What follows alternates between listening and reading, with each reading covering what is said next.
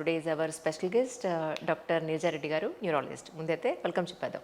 నీరజ గారు నమస్కారం అండి. నమస్తే. నమస్తే. పెద్ద ఫ్యాన్స్ ఉన్నారు యూట్యూబ్లో మీ స్పైల్కి, మీరు మాట్లాడే విధానానికి. పేషెంట్స్ ఒక్కళ్ళే కాదు, మిమ్మల్ని ఫాలో అయ్యేవాళ్ళు, మీ చీరలు ఫాలో అయ్యేవాళ్ళు. మొన్న ఎవరో కింద కామెంట్ పెట్టారు, మేడం మీరు చీర ఒక్కసారే కడుతున్నారు, ఈ చీరలు మీరు వాడకపోతే మాకు ఇవ్వండి అని. సో నైస్, రియలీ డాక్టర్కి అలాంటి ఫాలోయింగ్ ఉండడం సంథింగ్ డిఫరెంట్గా ఉంటుంది. ఐఎమ్ సో లక్కీ, ఎందుకో తెలియదు కానీ ఐ ఫీల్ కదండి, so lucky. Yeah, true. Actually అందులో ఫస్ట్ కామెంట్లో వాళ్ళు కొంతమంది పెట్టింది ఏంటంటే, డెస్క్ జాబ్స్ చేసే వాళ్ళకి జనరల్గా న్యూరోలాజికల్గా వచ్చే సమస్యలు ఏంటి, వాళ్ళు ఎలాంటి జాగ్రత్త తీసుకోవాలి అనేది. ఇప్పుడు మెయిన్గా సాఫ్ట్వేర్ వాళ్ళు వీళ్ళు డెస్క్ జాబ్ మామూలుగా వాళ్ళ వర్కింగ్ టైమ్స్ మాకు చెప్తారు కదా, 8 to 10 hours per day work చేస్తారు. చాలాసార్లు ఏంటంటే వాళ్ళు అబ్రాడ్ క్లయింట్స్ అట్లా ఉంటే ఈవినింగ్ షిఫ్ట్లు అట్లా చేస్తుంటారు. నైట్ షిఫ్ట్ కూడా, నైట్ షిఫ్ట్ అట్లా ఆడ్ టైమింగ్స్ ఉంటాయి. 2ంటికి మొదలు పెట్టాము, రాత్రి 12ంటికి స్టాప్ చేస్తాము అన్నట్టు. సో అప్పుడు ఏంటంటే వాళ్ళ స్లీప్ టైమ్స్ అవి ప్రాపర్గా ఫుడ్ టైమింగు ఇవన్నీ మారిపోతాయి అబ్నార్మల్ షిఫ్ట్స్ వల్ల అన్నట్టు. సో వాళ్ళు నైట్ తినే టైము 12 తర్వాత తింటారు, మళ్ళీ నిద్ర పట్టదు ఆ టైంలో, పొద్దున్నే లేస్తే నిద్ర సరిపోదు. సో ఇవి కొంచెం అబ్నార్మల్గా చేంజెస్ వచ్చాయి. ఇంకొకటి నేను చూసిందంటే, ఇప్పుడు మా కెరియర్లో నైట్ షిఫ్ట్స్ ఇవి చేసినా కూడా ఫిక్స్డ్ అంటే ఇవన్నీ 30 లోపు అయిపోతాయి. 30 తర్వాత అదర్ హెల్త్ ప్రాబ్లమ్స్ వస్తాయిగా, not very convenient. Correct. So 30s తర్వాత కూడా పాపం ఇవి ఎక్కడ వాళ్ళు ఏంటి పాపం 22-20కే జాబ్ మొదలు పెడతారు. మేమైనా స్టార్ట్ చేసేటప్పటికి 30 అవుద్ది. పాపం చిన్న ఏజ్లో 22కి వాళ్ళు ఇట్లా అబ్నార్మల్ ఫుడ్, అబ్నార్మల్ స్లీప్ అన్నీ డ్యామేజ్ అయిపోవడం వల్ల 30s వచ్చేటప్పటికి చాలా ఏజ్డ్ అయిపోద్ది వాళ్ళ బ్రెయిన్ బాడీ రెండు. కరెక్ట్.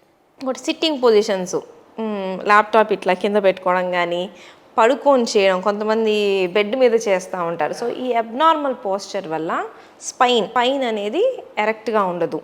స్పాండైలోసిస్ చాలా తొందరగా వచ్చేస్తుంది అనమాట. 25-26కి సర్జరీలు కూడా అయిన వాళ్ళు ఉన్నారు సర్వైకల్ స్పాండైలోసిస్. ఎందుకు అంటే because of the abnormal posture. ఇంకా డైట్, ఎక్సర్సైజెస్ అనేది అసలు చాలా వరకు చేయట్లేదు. అంటే మన ఫీలింగ్ మనం 40 తర్వాత ఎక్సర్సైజెస్ చేయాలి అని, బట్ వీళ్ళు 20 నుంచే కూర్చోవడంలో ఉన్నారు. అంటే 40 వరకు డిసీజెస్ వచ్చేస్తాయి, మనకి డీజనరేషన్ వచ్చేస్తుంది. సో మనకి తప్పదు, చేయాల్సిందే. అంటే మనం ఒక రిచువల్ లాగా పెట్టుకోవాలి, కరెక్ట్గా ఫాలో అయ్యేది. నేను ఒక 1 hour ఖచ్చితంగా నేను మూవ్ అవుతాను, వాకింగో యోగానో ఏదో ఒకటి.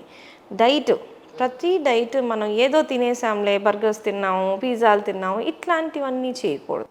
ప్రాపర్ బ్యాలెన్స్ డైట్ అనేది తీసుకోవాలి. మన రొటీన్ పప్పు కూరలు ఇట్లా మంచి డైట్ ఫాలో అవ్వాలి. కూర్చునే పోస్చర్ మన వయసునే చెప్పిద్ది. మనం చూస్తాంగా పోస్చర్ వయసుతో పాటు మారింది. సో మనం ఎట్లా కూర్చుంటున్నాము అనేది చాలా చాలా ఇంపార్టెంట్. వర్క్ చేసేటప్పుడు మంచి టేబుల్, మంచి చైర్ అయితే ఉండాలి. ఎక్కడో చోట ఇంట్లో వర్క్ చేస్తున్నానుగా ఎట్లా అయినా చేయొచ్చు అనుకోవడం కరెక్ట్ కాదు. సో ఇప్పుడు మనకి ఆఫీస్లో ఉన్నప్పుడు ఏం చేస్తాం, 2 hours టీ బ్రేక్ తీసుకుంటాం, వెళ్తాం, నలుగురిని కలుస్తాం, తిరిగేసి మళ్ళీ కూర్చుంటాం. సో ఇంట్లో వర్క్ చేస్తున్నా కూడా, వర్క్ ఫ్రమ్ హోమ్ అయినా కూడా ఫ్రీక్వెంట్గా వాష్రూమ్కి వాటర్ తాగడం, వాష్రూమ్కి వెళ్ళడం, బయటికి వెళ్ళడం, పేరెంట్స్తో మాట్లాడడం, కిచెన్లో ఏదైనా చేసుకొని రావడం. సో ఇట్లా అదర్ యాక్టివిటీస్ ఉండాలి. మొత్తం పని అయిపోయిన తర్వాత నేను రిలాక్స్ అవుతాను ఇట్లా ఉండకూడదు. సో మనకు ఒక రిచువల్, హెల్తీ లైఫ్ స్టైల్ అనే రిచువల్ అనేది మనం ముందు నుంచే స్టార్ట్ చేసుకోవాలి. సో అప్పుడు మనం ఏంటంటే లాంగ్ టైం ఈ డెస్క్ జాబ్ చేస్తున్నా కూడా హెల్తీగా అనేది ఉండొచ్చు. సో 22 వాళ్ళకి చెప్పాలంటే నాకే బాధగా అనిపించింది, నువ్వు ఎక్సర్సైజ్ చేసుకోమ్మా అంటే వాళ్ళు ఇట్లా చూస్తారు 22కి నాకు చెప్తున్నారని. మా బాబు వాడు 16 years, వాడి ఫ్రెండ్కి సయాటికా వచ్చిందని అంటే, అంత చిన్న ఏజ్కి సయాటికా ఏంటి అసలు? ట్రూ. అంటే ప్రాబ్లం ఏమై ఉంటుందండి, నాకు అర్థం కాలేదు. అంటే కొంచెం జెనెటిక్గా ఉండుండొచ్చు, వాళ్ళ బోన్ స్ట్రక్చర్ డిస్క్ కానీ కొంచెం జెనెటిక్గా ఉండుండొచ్చు. మేము చూస్తాం ఇప్పుడు ఇంటర్కి వెళ్ళే పిల్లాడికి ఇప్పుడు సయాటికా ఉంటే ఏం చెప్పాలి, హాస్టల్కి వెళ్ళాలి, ఏదైనా తినాలి, చదువుకోవాలి, అవర్స్ టుగెదర్ కూర్చోవాలి, పెయిన్ కిల్లర్స్ వాడుకోవటానికి ఏమో బాధగా అనిపించిద్ది, సయాటికా డ్రగ్స్ అన్నిటికీ నిద్ర వచ్చిద్ది. సో మాకు చాలా చూసాను కొన్ని కేసెస్ చూసి అసలు డిఫికల్ట్, సర్జరీ చేయించుకోవటానికి అసలు 18-16 అనేది వెరీ డిఫికల్ట్. సో చూస్తున్నాం చాలా cases. It may be genetic ఆ చిన్నప్పటి నుంచి ఉండే డైట్, కొన్నిసార్లు ఒబిసిటీ ఇట్లాంటివి ఉంటే తొందరగా రావచ్చు అంట. ఇట్ ఈస్ వెరీ అన్ఫార్చునేట్, కానీ వెరీ రేర్ ఆ ఏజ్లో రావడం. వచ్చిన తర్వాత ఇంకా మనం డెఫినెట్లీ లైఫ్ స్టైల్ని మార్చుకోవాలి. ఇప్పుడు మనకి ఇంటర్లో పొద్దున్న నుంచి రాత్రి వరకు కూర్చోబెడతారు కదా, వాళ్ళు కూర్చోలేరు. నిజం నిజం. వాళ్ళు ఇంకా ఇంటి నుంచి వెళ్తా కొంచెం మధ్య మధ్యలో బ్రేక్స్ తీసుకుంటానే చేయాల్సి వచ్చింది. మా జిమ్లో మాత్రం చాలా మంచి కోచ్ దొరికారండి. అంటే ఆయన ఆల్మోస్ట్ యోగా కానీ ఈ పిల్లెట్స్ కానీ చాలా వరకు ఆయన ఎక్స్పెరిమెంట్స్ చేసేసి, బేసికలీ ఆయనే స్పోర్ట్స్ మెన్. సో ఆయన ఏంటంటే ఎవరిది ఈ టేల్ బోన్ పెయిన్తో వచ్చేవాళ్ళు, లేదా C3 C4 L4 L5 ఈ ప్రాబ్లమ్స్తో వచ్చే వాళ్ళకి ఎక్కడెక్కడ మజిల్ స్ట్రెంగ్థన్కి ఏం చేస్తే బాగుంటుందంటే అవి జిమ్ ఎక్విప్మెంట్స్లో విడిగా కూడా ఫ్లోర్ ఎక్సర్సైజ్ తోటి అండ్ దగ్గరుండి చేయిస్తాడు ఎవ్రీడే. మీ హెల్త్ ఇష్యూ ఏమని చెప్పండి ఫస్ట్. నాకు లాస్ట్ మంత్ కంటిన్యూస్గా లాంగ్ జర్నీస్ అవ్వడం అంటే టేల్ బోన్ పెయిన్ వచ్చింది. దానికి ఒక సపరేట్ పిల్లో ఉంటుంది కదా మనకి కూర్చోడానికి, అది వేసుకుంటే ఒక 3 months సరిపోతుంది అన్నారు. అయినా కూడా నేను జిమ్లో చెప్పినప్పుడు హిప్ జాయింట్ మజిల్స్ ఏవైతే ఉన్నాయో దాన్ని స్ట్రెంథెన్ చేసుకున్నప్పుడు ఎక్కువ ప్రెషర్ దీని మీద పడకుండా ఉంటుంది అని ఆయన కొన్ని ఎక్సర్సైజ్ చెప్పారు. Can you believe it or not, 3 months అనుకున్నది నాకు 1.5 monthలోనే పెయిన్ పోయింది. మళ్ళీ నేను హ్యాపీగా కూర్చోగలుగుతున్నాను. డెఫినెట్లీ మామూలుగా థెరపీ యోగా అట్లా అంటారు. ఎగ్జాక్ట్లీ. వాళ్ళకి మంచి ఎనాటమీ మీద గ్రిప్ ఉండాలి. మజిల్ ఏ మజిల్ ఎక్కడ వర్క్ చేస్తుంది, కింద కూర్చొని లేవలేకపోతున్నాను అంటే ఈ మజిల్, కరెక్ట్, మెట్లు ఎక్కేటప్పుడు ఇబ్బంది పడుతున్నా అంటే ఈ మజిల్. సో వాళ్ళు దాన్ని మజిల్ని ఐడెంటిఫై చేసి దాన్ని ఫోకస్ చేస్తే చాలా బాగా చేస్తారు. మనం అబ్నార్మల్వి చేసేసామనుకోండి ఆపోజిట్గా కూడా పనిచేస్తాయి అప్పుడప్పుడు ఎక్సర్సైజెస్. అవును అవును. So proper therapist very very important. ఇంకొకటి ఏంటంటే ఇప్పుడు ఇందాక మీరు అన్నారు ఇన్నార్స్ డెస్క్ జాబ్స్, ఇన్నార్స్ కూర్చుని వాళ్ళు వర్క్ చేస్తారని. కొంతమంది ఉన్నారు వాళ్ళు నిజంగానే ఒక పావు గంట అయ్యేటప్పటికి లేచి కొన్ని సిటప్స్ చేయడం లేదా కొన్ని స్ట్రెచ్చింగ్స్ చేయడం చేసి ఆఫీస్ వాళ్ళందరూ నవ్వుతారు వాళ్ళని చూసి. ఈ ఎక్స్ట్రా ఈవిడికి అదరు అబ్బా కూర్చుని 10 నిమిషాలు లేచి 2 నిమిషాలు అటు ఇటు నడిచి మరీ ఎక్స్ట్రాగా లేదు అని అన్నవాళ్ళు చాలా మంది ఉన్నారు. అలాంటి వాళ్ళకి మీరు ఏం చెప్తారు యాజ్ అ డాక్టర్గా? విత్ టైం అది రొటీన్ అవుద్ది. వాళ్ళు యాక్సెప్ట్ చేస్తారు. మన మనసులో కూడా పక్కన ఎవరైనా ఫిట్గా ఉంటే మనం అంటాం, కానీ మన లోపల కూడా అది ఉండిద్ది, మనం కూడా చేయాల్సిందే అది అన్నట్టు. సో విత్ టైం అందరూ రియలైజ్ అవుతారు. ఆ అట్మాస్ఫియర్ కూడా మనం పక్క నుంచి నెగిటివ్గా కాకుండా సపోర్ట్ చేయడమే మంచిది. అవును. So every half an hour లేస్తుందంటే నాకు గుర్తుంది, మేము ఇంటర్లో ఉన్నప్పుడు క్లాస్కి మధ్యలో వాష్రూమ్కి వెళ్తుంటే తిట్టేవాళ్ళు, నువ్వు కావాలని వెళ్తున్నావు అంటే వాటర్ తాగకూడదా, తిరగకూడదు అనేది. బట్ ఐ హోప్ ఇప్పుడు అట్లా చెయ్యను. నాకు తెలిసి ఇప్పుడు అందరికీ తెలుసుగా, పాపం వెళ్ళాలి. అవేర్నెస్ పెరిగింది, అవేర్నెస్ చాలా పెరిగింది. అంటే ఇన్ఫర్మేషన్ బాగా ఎక్కువ వస్తుంది హెల్త్ రిలేటెడ్, దాంతో అందరికీ అవేర్నెస్ వచ్చింది. But at the same time wrong ఇన్ఫర్మేషన్లు కూడా వస్తున్నాయి. ఇది తినండి ఇది తగ్గిపోద్ది, ఇది చేయండి ఇది తగ్గిపోద్ది. So wrong information right information రెండు వస్తాయి. సో నేను చాలాసార్లు చెప్తాను, ఇప్పుడు మీరు వీడియోస్ అన్నీ చూస్తున్నారు కదా, ప్రతిదీ మన బాడీకి అప్లై ఇద్దా లేదా మనం ఆలోచించుకోవాలి. ఒకళ్ళు చెప్పేశారని బ్లైండ్గా ఫాలో అవ్వకూడదు. సైన్స్ అనేది క్వశ్చన్ చేయాలి, ఎందుకు, దీనికి రీజన్ ఏంటి. సో మనం క్వశ్చన్ చేసి మనం ఆన్సర్ తెచ్చుకోవాలి అన్నట్టు. True absolutely. మా అమ్మగారు వాళ్ళు పొద్దున్న అదే అంటున్నారు, వర్షాకాలం శీతాకాలం ఈ బోన్ పెయిన్స్ ఎక్కువ కనిపిస్తాయమ్మా, వేసంకాలంలో ఈ గొడవ ఉండదు, ఇంత పెయిన్ ఉండవు నాకు అని అంటారు. ఎందుకు శీతాకాలం వర్షాకాలం బోన్ పెయిన్స్? మామూలుగా ఇప్పుడు ఆర్థరైటిస్ ఇట్లా ఉందనుకోండి, రుమటాయిడ్ ఆర్థరైటిస్ ఇట్లాంటివి చలిలో ఉన్నప్పుడు జాయింట్స్ ఇంకొంచెం టైట్ అవుతాయి. సో పొద్దున్నే వాళ్ళు స్టవ్ దగ్గరికి వెళ్ళి చేతులు పెడతారు, కొంచెం ఫ్రీ అవుతాయి అన్నట్టు. కోల్డ్ వాటర్లో పెట్టినప్పుడు మనకి పెయిన్స్ అనేది ఎక్కువ అవుతాయి. సో న్యాచురల్గా ఇప్పుడు ఇవన్నీ సమ్మర్కి వచ్చేటప్పటికి టెంపరేచర్ పెరిగేటప్పటికి వేరే ఇబ్బందులు రావచ్చు, కానీ ఈ పెయిన్స్ తగ్గుతాయి. అవును. సో అన్ని జాయింట్ పెయిన్స్ మామూలుగా టెంపరేచర్ తక్కువ ఉన్నప్పుడు పెయిన్స్ ఎక్కువ. సో విత్ ఏజ్ వాళ్ళు బాగా గమనిస్తారు కూడా ఈ చేంజెస్ అనేది. మనకి ఏజ్లో అన్ని జాయింట్స్ బాగుంటాయి కాబట్టి పెద్దగా తేడా తెలియదు, కానీ బట్ యాజ్ సచ్ పెయిన్స్ అనేవి పెరుగుతాయి. బట్ దానికే మెడికేషన్స్ అక్కర్లా. ఫ్రీక్వెంట్ మూమెంట్స్ చేస్తే మన బాడీలోనే టెంపరేచర్ పెరిగిద్దిగా, మూవ్ చేస్తూ ఉంటే. సో అందుకే అర్లీ మార్నింగ్ చెప్తారు, పొద్దున్న లేవంగానే చల్లగా ఉన్నప్పుడు జాయింట్స్ ఏం మూవ్ చేస్తున్నావు కదా పెయిన్ ఉంటాయి, ఈవినింగ్ అయ్యే కొద్దీ రిలీజ్ అయిపోతూ ఉంటాయి పెయిన్స్ అనేవి. నాకు అంటే చాలామంది డాక్టర్స్తో మాట్లాడుతున్నప్పుడు ఒక విషయం చెప్పారండి చాలామంది. ఒకటి ఏంటంటే డెంటిస్ట్ దగ్గరికి వెళ్ళినప్పుడు ఆయన 20-25 ఏళ్ళుగా జా సైజ్ తగ్గిపోతుంది. నెంబర్ 1 బోన్ కూడా ఇంతకు ముందున్న స్ట్రెంగ్త్తో ఉన్న బోన్స్ ఇప్పుడు మనకు కనిపించట్లేదని ఆర్థోపెడిక్ వాళ్ళు చెప్తారు. ఈవెన్ బార్డర్ సెక్యూరిటీలో, ఇండియన్ బార్డర్ సెక్యూరిటీలో పనిచేసిన వాళ్ళు కూడా ఇంతకుముందు మేము చచ్చేంత చలిలో మేము వర్క్ చేసేవాళ్ళం. ఇప్పుడు అసలు అంత డెడికేటెడ్గా పనిచేసేవాళ్ళు, అంత బలమైన దృఢకాయం ఉన్నవాళ్ళు లేరు అని. ఈవెన్ హైట్ కూడా మంచి హైట్, చక్కటి పుష్టిగా కనిపించే వాళ్ళు కూడా తగ్గిపోతున్నారు అని డాక్టర్స్ డిఫరెంట్ సెక్టార్స్లో డిఫరెంట్ స్పెషలైజేషన్స్లో వర్క్ చేసిన వాళ్ళందరూ ఇది చెప్తూ ఉన్నారు. కానీ ఎవరు మనం అంటే జనరల్గా సొసైటీలో మనం పట్టించుకోవట్లేదు. కానీ అది చాలా ఇట్స్ బిగ్ పిక్చర్ మనం చూసినప్పుడు చాలా డీజనరేట్ అయిపోతుంది అనేది ఒకటి బాగా గుర్తించాను నేను. ఎస్పెషల్లీ మీరు ఈ మధ్య కాలంలో ఏజ్తో సంబంధం లేకుండా ఇంత చిన్న ఏజ్లో కూడా మీ హాస్పిటల్కి ప్రాబ్లమ్స్తో వచ్చిన వాళ్ళు ఉన్నారు అనే పాయింట్ ఏదైనా ఉందా అండి యాక్చువల్గా? ట్రూ. ఇంతకుముందు మేము ఇప్పుడు హెడేక్స్, స్ట్రోక్స్ అన్నీ కూడా ఒక ఏజ్లో చూసేవాళ్ళం. ఏజ్ షిఫ్ట్ అవుతుంది. అవునా? కిందకి 30స్కి, 20స్కి, 15స్కి ఇట్లా కిందకి వస్తూ ఉంది. చాలా వరకు ఇప్పుడు పెరిగిపోతున్నవన్నీ లైఫ్ స్టైల్ డిసీజెస్ అంటాం. డయాబెటీస్, క్యాన్సరు, థైరాయిడ్ ఇవన్నీ లైఫ్ స్టైల్ డిసీజ్. అంటే మన అబ్నార్మల్ లైఫ్ స్టైల్ వల్ల మనం తెచ్చుకుంటున్నాయి. ఒకప్పుడు మనిషి హంటింగ్ చేసి అన్నీ చేసి ఫిజికల్లీ ఫిట్గా ఉండేవాడు. అంటే మనకి ఫిజికల్ హెల్త్ చాలా ఇంపార్టెంట్. ఎవరు సుపీరియర్ అందరిలో అంటే ఎవరు స్ట్రాంగో వాళ్ళు సుపీరియర్. ఇప్పుడు అట్లా కాదు కదా. ఇప్పుడు ఇంటలెక్ట్ మనము ఎక్కువ వాడుతున్నాం, బ్రెయిన్ ఏమో మనం ఎక్కువ వాడుతున్నాము. సో ఎవరు తెలివైన వాళ్ళు, ఇప్పుడు ఎవరు స్ట్రాంగ్ అంటే ఎవరు తెలివైన వాళ్ళు స్ట్రాంగ్, ఫిజికల్లీ కాదు. కరెక్ట్. సో ఇప్పుడు ఫుడ్ కూడా మనం కంఫర్ట్ కోసం సాఫ్ట్ ఫుడ్. ఇప్పుడు మీరు పిల్లలకి ఒక పల్లి ముద్ద ఇవ్వండి తినమని, మా పాప తినలేదు. నాకు ఇప్పుడు ఇస్తే నేను నవ్వుతాను, ఎందుకంటే నేను చిన్నప్పుడు తిన్నాను కాబట్టి. ఇప్పుడు మా పాపకి ఇచ్చేదామంటే అమ్మ అయ్యా. సో ఇది మనం ప్రెషర్ పెట్టందే బోన్స్ అన్నీ తగ్గిపోతాయి. ఇది ఎవల్యూషన్. టైం పోయే కొద్దీ బాడీకి మన జీన్స్కి తెలుసు ఇది కావాలి, ఇది అవసరం లేదు అని. సో జ్ఞానదంతం ఇవన్నీ తగ్గిపోతున్నాయి. ఎందుకు? మనకు అవసరం లేదు, మనం అంత నవ్వనట్లేదు కాబట్టి. బాడీ సేవ్ చేసుకుండిద్ది. అవసరం లేని వాటి మీద మనం తగ్గిద్దాం, అవసరమైన వాటిని వాడుకుందాం. సో మోర్ బ్రెయిన్ వాడుకుంటా మనం తగ్గించుకుంటున్నాం. ఇంకోవైపు లైఫ్ స్పాన్ కూడా పెంచుకుంటున్నాం. అవును. సో ఈ చేంజెస్లో ఇవి వస్తాయి. సో పెయిన్స్, జాయింట్ పెయిన్స్ ఇవన్నీ కూడా పార్ట్ ఆఫ్ మనం చేసుకున్న చేంజెసే. సో ఇప్పుడు బయటికి వెళ్ళి పిల్లలు గట్టిగా ఆడుతుందే ఉంది, వీడియో గేమ్స్ ఆడుతున్నారు, ఫోన్లు చూస్తున్నారు. మనమే చెప్తాం కూర్చొని చదువుకో, ఆడుకునే టైం కాదు ఇది, ఎగ్జామ్స్ ఉన్నాయి కాబట్టి వాళ్ళకి ఆ యాక్టివిటీ తగ్గిపోతుంది. సో అన్ని డిసీజెస్ ఏజెస్ షిఫ్ట్ అవుతున్నాయి.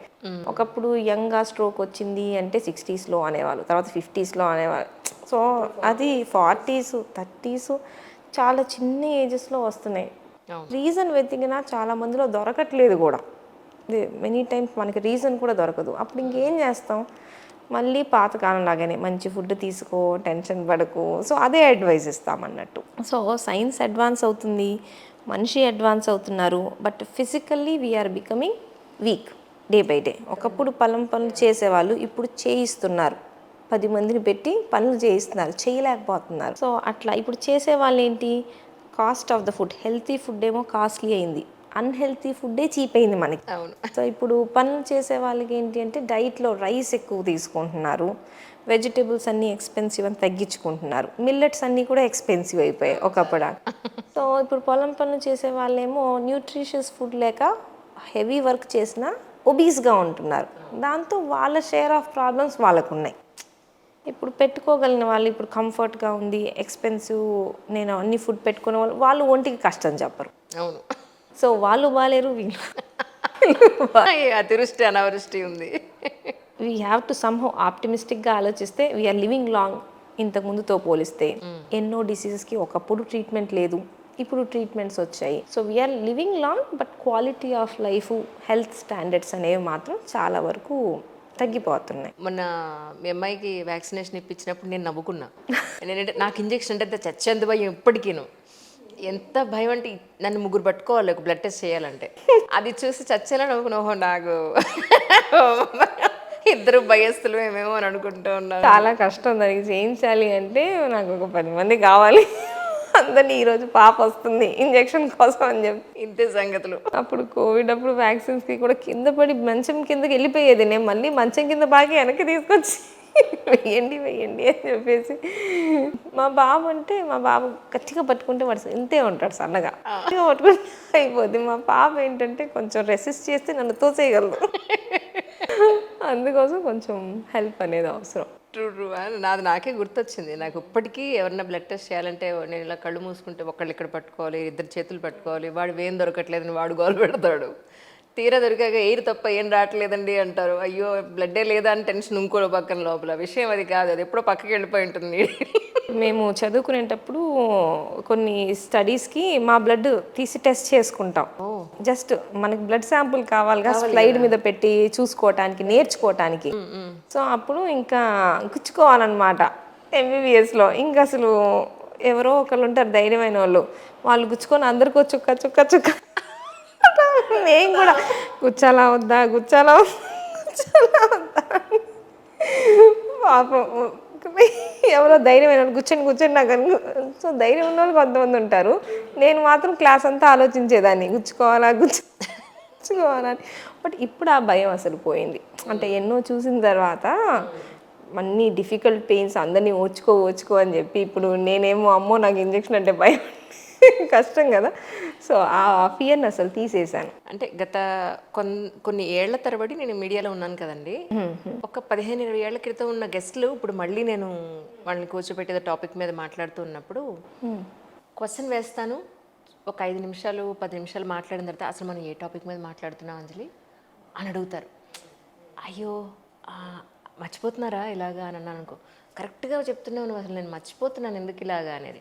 అంటే మనం ఏ టాపిక్ క్వశ్చన్ ఏంటి, జస్ట్ ఒక 10 నిమిషాల క్రితమే అడిగిన ప్రశ్న వాళ్ళు ఆ టాపిక్ మాట్లాడుతూ ఉంటారు, సడన్గా డైవర్ట్ అయిపోతారు. దాని నుంచి డైవర్ట్ అయిపోయి ఇంకేదో మాట్లాడేస్తూ ఉంటారు.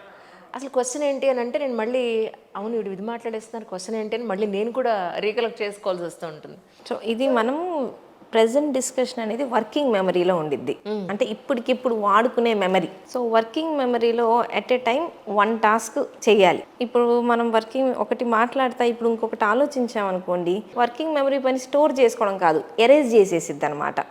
సో ఇప్పుడు మల్టీ టాస్కింగ్ చేసామంటారు, ఎస్పెషల్లీ మదర్స్ 10 పనులు చేస్తారు. ఒకటి కాదు, మన స్టవ్ మీద ఒకటి వేస్తాం, పనమ్మాయి ఇంకో పని చెప్తాం, పిల్లలకు ఒకటి చెప్తాం, మనం ఒకటి చేస్తాం. సో బ్రెయిన్ యాక్చువల్లీ ఒకే టైం 4 పనులు చేయదు, స్విచ్ అవుద్ది. ఒక పని నుంచి నెక్స్ట్ పని నుంచి స్విచ్చింగ్, అటు ఇటు స్విచ్ అవుతూ ఉండిద్ది. కరెక్ట్. ఆ ఫ్లెక్సిబిలిటీ అనేది ఏజ్తో పాటు తగ్గిద్ది. సో మేము చాలా మంది చెప్తాం, నడిచేటప్పుడు ఫోన్ మాట్లాడుతా నడవకండి, మీ కాన్సన్ట్రేషన్ ఫోన్ మీదకి పోయినప్పుడు ముందేముందో తెలియదు. సో ఈ స్విచ్చింగ్ అనేది విత్ ఏజ్ జరగదు. సో మల్టీ టాస్కింగ్ అనేది యాక్చువల్లీ ఎఫిషియెంట్ మనం అనుకుంటాం ఒకేసారి 10 చేతులతో చేస్తుంది అని, బట్ వాళ్ళు ప్రతి పనిలో కొంచెం క్వాలిటీ తగ్గించుకొని చేస్తారు. ఎట్ ఏ టైం 1 పని చేయడమే మంచిది మెదడుకి కూడా, ఇన్ని మార్చుకోకూడదు. విత్ ఏజ్ మాత్రం ఆ పని అసలుకే చేయకూడదు. ఈజీగా ఇప్పుడు చాలామంది కామన్గా చెప్పేది ఫ్రిడ్జ్ వరకు వెళ్ళాను, ఫ్రిడ్జ్ తీశాను, దేనికోసం వచ్చాను అక్కడికి మర్చిపోయానండి. ఎందుకంటే వాళ్ళకి ఫ్రిడ్జ్ వెళ్ళే ప్రాసెస్లో ఆ స్టవ్ మీద ఉంది, పిల్లలకి టైం అవుతా ఉంది, మా ఆయనకి బాక్స్ కట్టాలి, ఇవన్నీ జరుగుతుంటాయి అన్నమాట. ఫ్రిడ్జ్లో ఎవరైనా అలా ఉన్నారు. సో అది చెప్తారనమాట, నేను మర్చిపోతున్నానంటే అది చెప్తాను, పనులు తగ్గించుకోండి, ఎట్ ఎ టైం ఒకటి చేయండి ప్రశాంతంగా, తర్వాత నెక్స్ట్కి వెళ్ళండి. మరీ ఎక్కువగా ఉంది ఏజ్తో పాటు వచ్చే వాళ్ళు కొంతమందిలో ఇది డిమెన్షియా, ఎర్లీ స్టేజెస్ ఆఫ్ డిమెన్షియాలో కూడా రావచ్చు అంటాం. ముందే గుర్తించగలుగుతామండి? గుర్తించగలుగుతాం. ఎందుకు అంటే ఇది విత్ టైం చేంజ్ అవుతూ ఉండేది, ప్రోగ్రెస్ అయ్యిద్ది, పెరిగిద్ది. సో కొన్నిసార్లు దారులు మర్చిపోవడం, ఫెమిలియర్ చాలా ఫ్రీక్వెంట్గా చూసే వాళ్ళ పేర్లు మర్చిపోవడం, వాళ్ళ పర్సనాలిటీలోనే చేంజెస్ చూస్తాం అనమాట. ఒకప్పుడు పెద్దగా ఎవరితో కలిసేవాళ్ళు కాదు, కానీ ఎక్కువ కలుస్తుంటారు. లేకపోతే ఇంతకుముందు బాగా కలిసే వాళ్ళు ఇంట్రోవర్ట్ అయిపోతారు. సో మనిషి నేచర్ మారిపోవడం. సో ఇట్లాంటి ఏమైనా చేంజెస్ వచ్చినప్పుడు పేషెంట్ వచ్చి చెప్పరు చాలాసార్లు నేను మర్చిపోతున్నాను, పక్కోళ్ళు చెప్తారు వాళ్ళు మర్చిపోతున్నామనే చెప్తున్నారు కానీ ఇవన్నీ కూడా చేస్తున్నారండి, ఇవన్నీ జరుగుతున్నాయి, వాళ్ళ ఇంటికి అసలు వెళ్ళేవాడు కాదు, ఈ మధ్య వాళ్ళ ఇంటికి వెళ్తున్నాడు, ఎవరి దగ్గర మనీ అడిగేవాళ్ళు కాదు, ఇప్పుడు అందరి దగ్గర మనీ తీసుకొని ఖర్చు పెడుతున్నారు, ఎక్కువ స్పెండ్ చేస్తున్నారు. సో ఇది పక్కోళ్ళు చెప్తారు, అదర్ చేంజెస్ ఇన్ పర్సనాలిటీ. అప్పుడు అవన్నీ రెడ్ ఫ్లాగ్స్ అంటాం. సో ఇట్లా మర్చిపోతుంటే రిస్కీ. నేను కీస్ పెట్టి ఎతికాను అంటే నువ్వు రోజుకు ఒక చోట కీస్ పెడితే ఖచ్చితంగా ఎతుకుతావు. అంటే నువ్వు పెట్టేటప్పుడు నువ్వు ఏదో ఆలోచించి పెడుతున్నావు, ఒక చోట పెట్టట్లా నువ్వు పెట్టేటప్పుడు దాని మీద కాన్సన్ట్రేట్ మైండ్ లేదు. పాత పేర్లు అంటే దట్ కెన్ హ్యాపెన్. కొంతమందికి పేర్లు గుర్తుండవు. నాకు కూడా చాలాసార్లు నేమ్స్ అనేవి గుర్తుండవు. ఇప్పుడు నా దగ్గర వర్క్ చేసే వాళ్ళు కూడా చాలాసార్లు నాకు పేర్లు గుర్తురావు. అవునవును. అంటే మనం అటెన్షన్ ఇవ్వలేదు అని. మనం ఒక్కొక్క ఆ నేమ్ దగ్గర ఉండదు, వాళ్ళ సమస్య మీద ఉంటుంది మైండ్ అంతా మనకి. ఎగ్జాక్ట్లీ వాళ్ళ ఆయన ఏం చేస్తారు, వాళ్ళ పిల్లలు ఏం చేస్తారు, ఇవన్నీ నాకు గుర్తుంటాయి. నాకు వాళ్ళ పేరే గుర్తురాదు కదా, మిగతాది వెనకాల బ్యాక్గ్రౌండ్ అంతా గుర్తొచ్చింది అనమాట. ఎగ్జాక్ట్లీ. సో అది it is okay, it is acceptable. Stress అనేది మోస్ట్ కామన్ కాజ్ జ్ఞాపక శక్తి తగ్గటానికి. రెండోది ల్యాక్ ఆఫ్ స్లీప్. నిద్ర సరిగ్గా లేకపోయినా పెద్దగా ఏమీ గుర్తుండదు.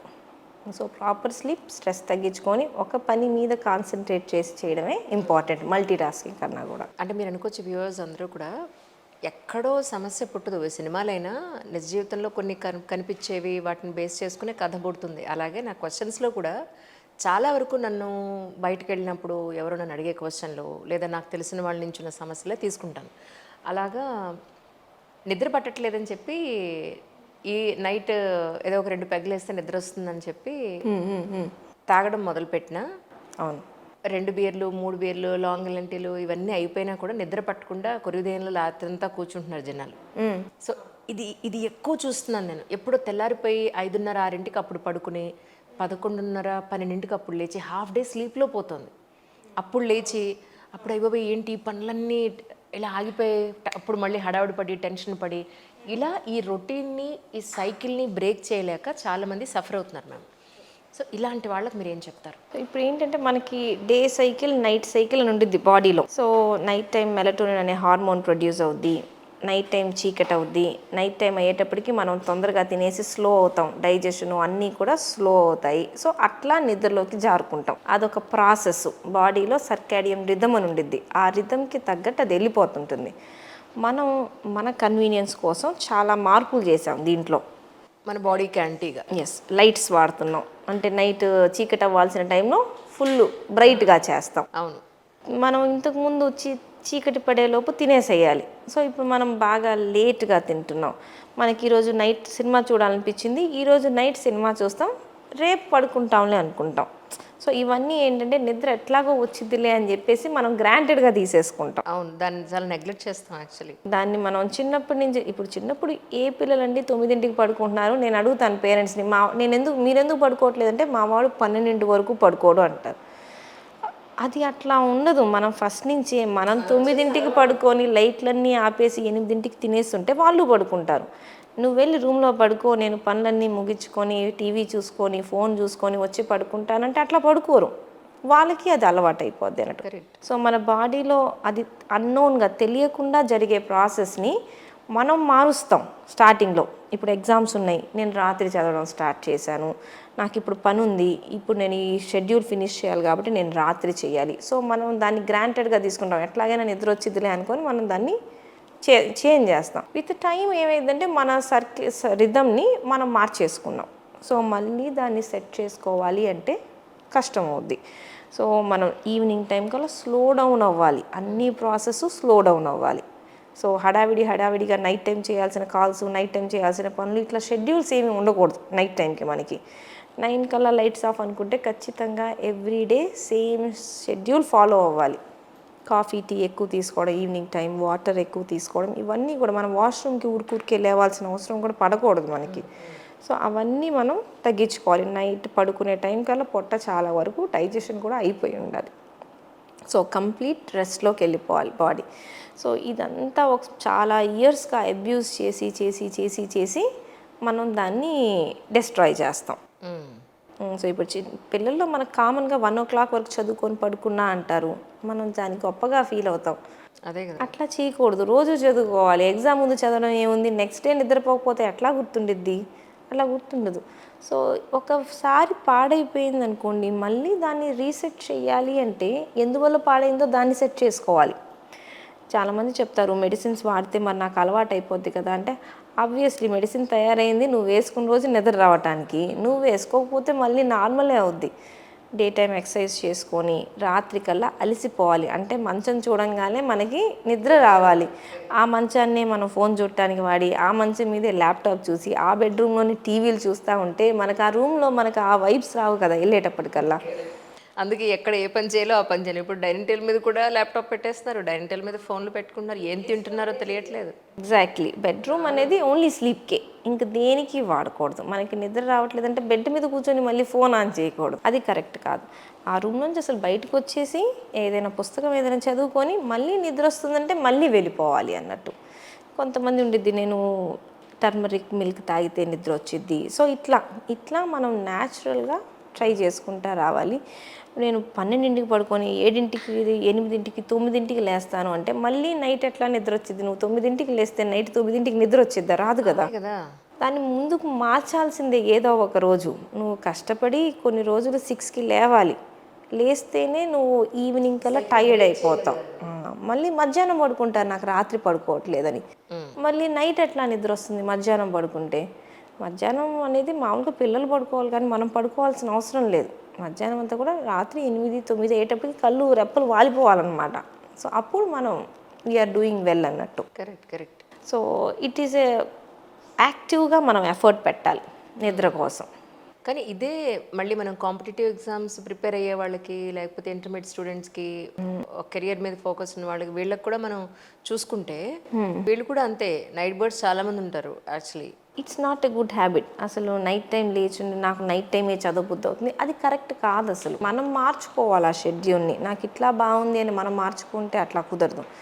సో ఇప్పుడు హాస్టల్స్లో ఉన్నా కూడా వాళ్ళు నైట్ ఏం చదివించారుగా, నైట్ కల్లా మనకి క్లోజ్ చేసేసి మళ్ళీ మార్నింగ్ రోజులో 12 అవర్స్ 14 అవర్స్ చదవగలం. అంతకు మించి చదివితే ఎక్కుతుందా అసలు బ్రెయిన్లోకి? ఉండదు, రీటైన్ అవ్వదు. సో ఇప్పుడు పిల్లలు చాలామంది వస్తారు, కాలేజ్ పిల్లలు పాపం ఔటింగ్ తీసుకొని మరీ హాస్పిటల్కి వస్తారనమాట. తలనొప్పి వస్తుంది తగ్గట్లేదు అని పేరెంట్స్ తీసుకొస్తారు. నాకు అసలు అర్థం కాదు.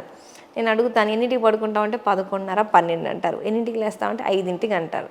నేను ఇంకేం చేయగలను వీళ్ళు తలనొప్పి తగ్గించడానికి? మెమరీ కూడా ఉండాలి కదా, చదివింది గుర్తుండాలి కూడా కదా. ఇందుకే నువ్వు క్లాసుల్లో ఏం చేస్తావు అంటే క్లాసుల్లో తూలుతుంటాను.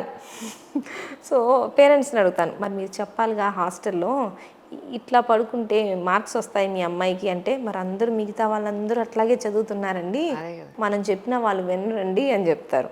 మా ఇంట్లో మా పిల్లలు ఏంటంటే డైనింగ్ టేబుల్ మీద ఫోన్లు వద్దు, ల్యాప్టాప్లు వద్దు అంటే, ఇదేమైనా హాస్టల్ అనుకున్నావా, ఇది ఇల్లు కదా, ఏదో కర్ర పట్టుకుని నువ్వు ఏదో హాస్టల్ వార్డెన్ లాగా ఇలా చేస్తే ఇంట్లో ఉండాలని అనిపించదు మాకు.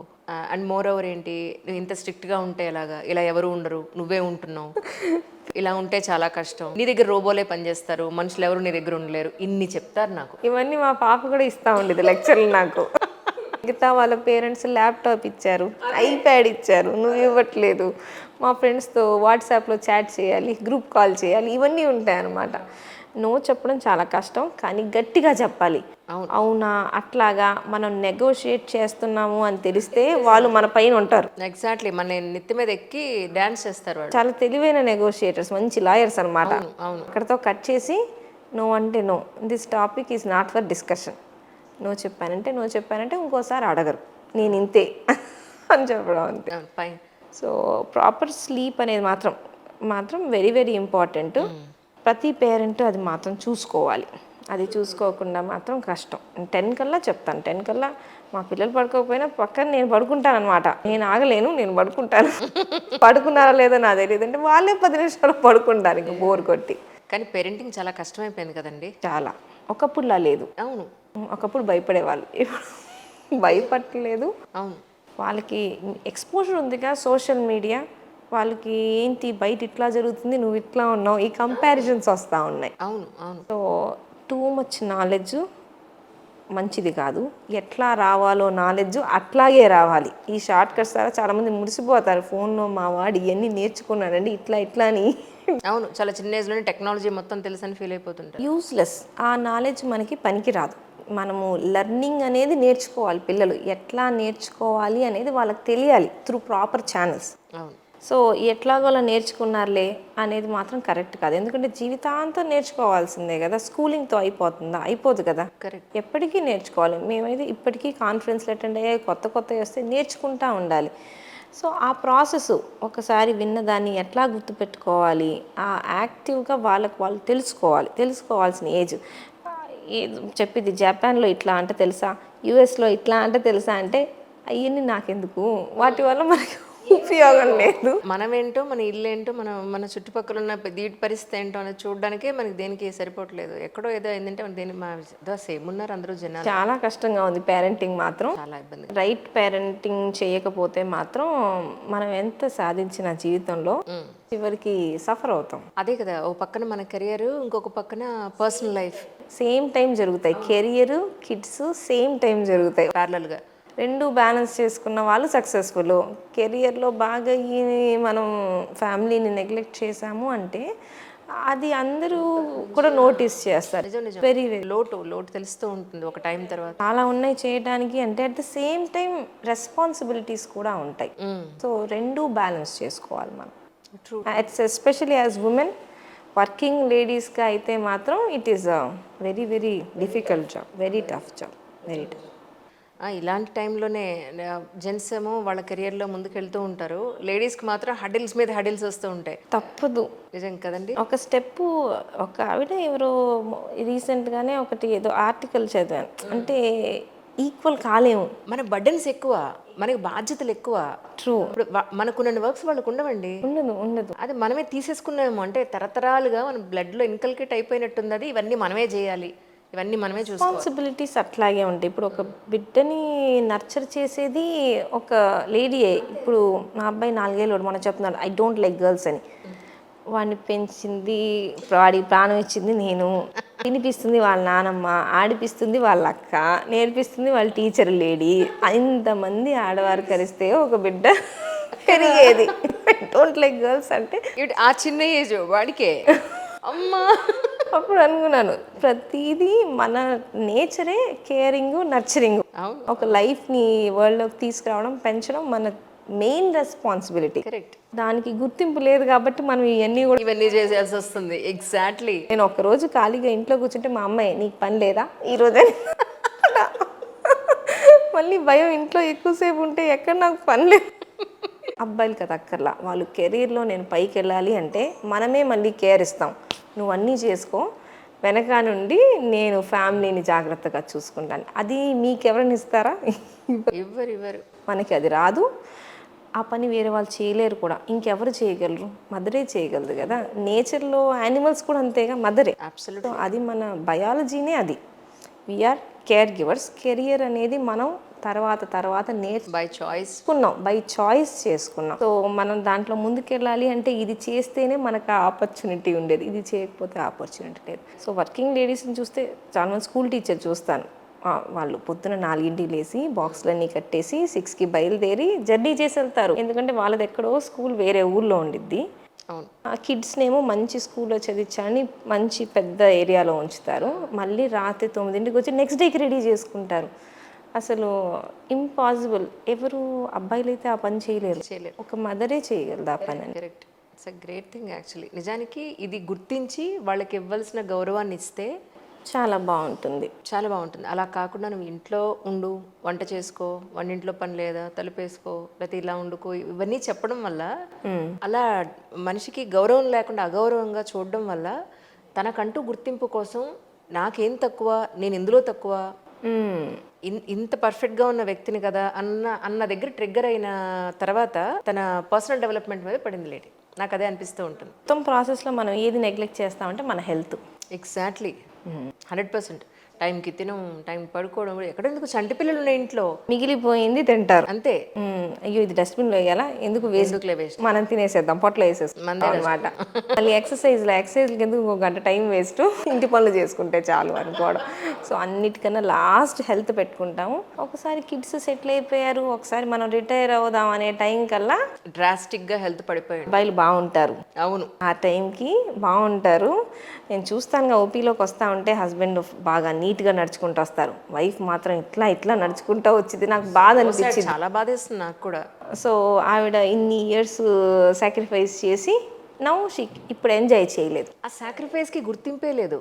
ఎవరు అనరు, ఎవరు నువ్వు పాపం ఇట్లా చేసి ఇట్లా అయ్యామని ఎవరు అనరు. ఎందుకంటే ఫస్ట్ అండ్ ఫార్మోస్ట్ మన హెల్త్ మన రెస్పాన్సిబిలిటీ. సో అది కూడా ఇంపార్టెంటే. పిల్లలు, కెరీరు, నా హెల్త్ అన్నీ ఈక్వల్లీ ఇంపార్టెంట్ అనుకుంటేనే మనం చేయగలం. వాళ్ళకి 8ంటికి పెట్టి నువ్వు 11ంటికి తినకు, వాళ్ళకి 8ంటికి పెడితే నువ్వు 8:30 కల్లా తినేసేయాలి. లేదా ముందు వీళ్ళు తిని ఎస్ ఇప్పుడు నేను బలంగా ఉంటే ఇంకా ఎక్కువ పని చేయొచ్చు అనుకుని వీళ్ళు హెల్త్ వీళ్ళు చూసుకోగలిగారు. నేను చాలాసార్లు మా అబ్బాయికి పెట్టాలంటే చాలా ఓపిక కావాలి దానికి. నేను ముందు తింటేనే నాకు ఓపిక వచ్చింది. నేను ఫస్ట్ తిని వాడికి ఎగ్జాక్ట్లీ. లేకపోతే నాకు కోపం వచ్చి నేను చివరికి తిట్టేది వాడినే కదా. అదే ఫస్ట్ నేను తింటాను, తర్వాత నువ్వు తిను. అది సెల్ఫిష్నెస్ అనుకోకూడదు, అది సెల్ఫిష్ అనుకోకూడదు. అదే కదా నిజం.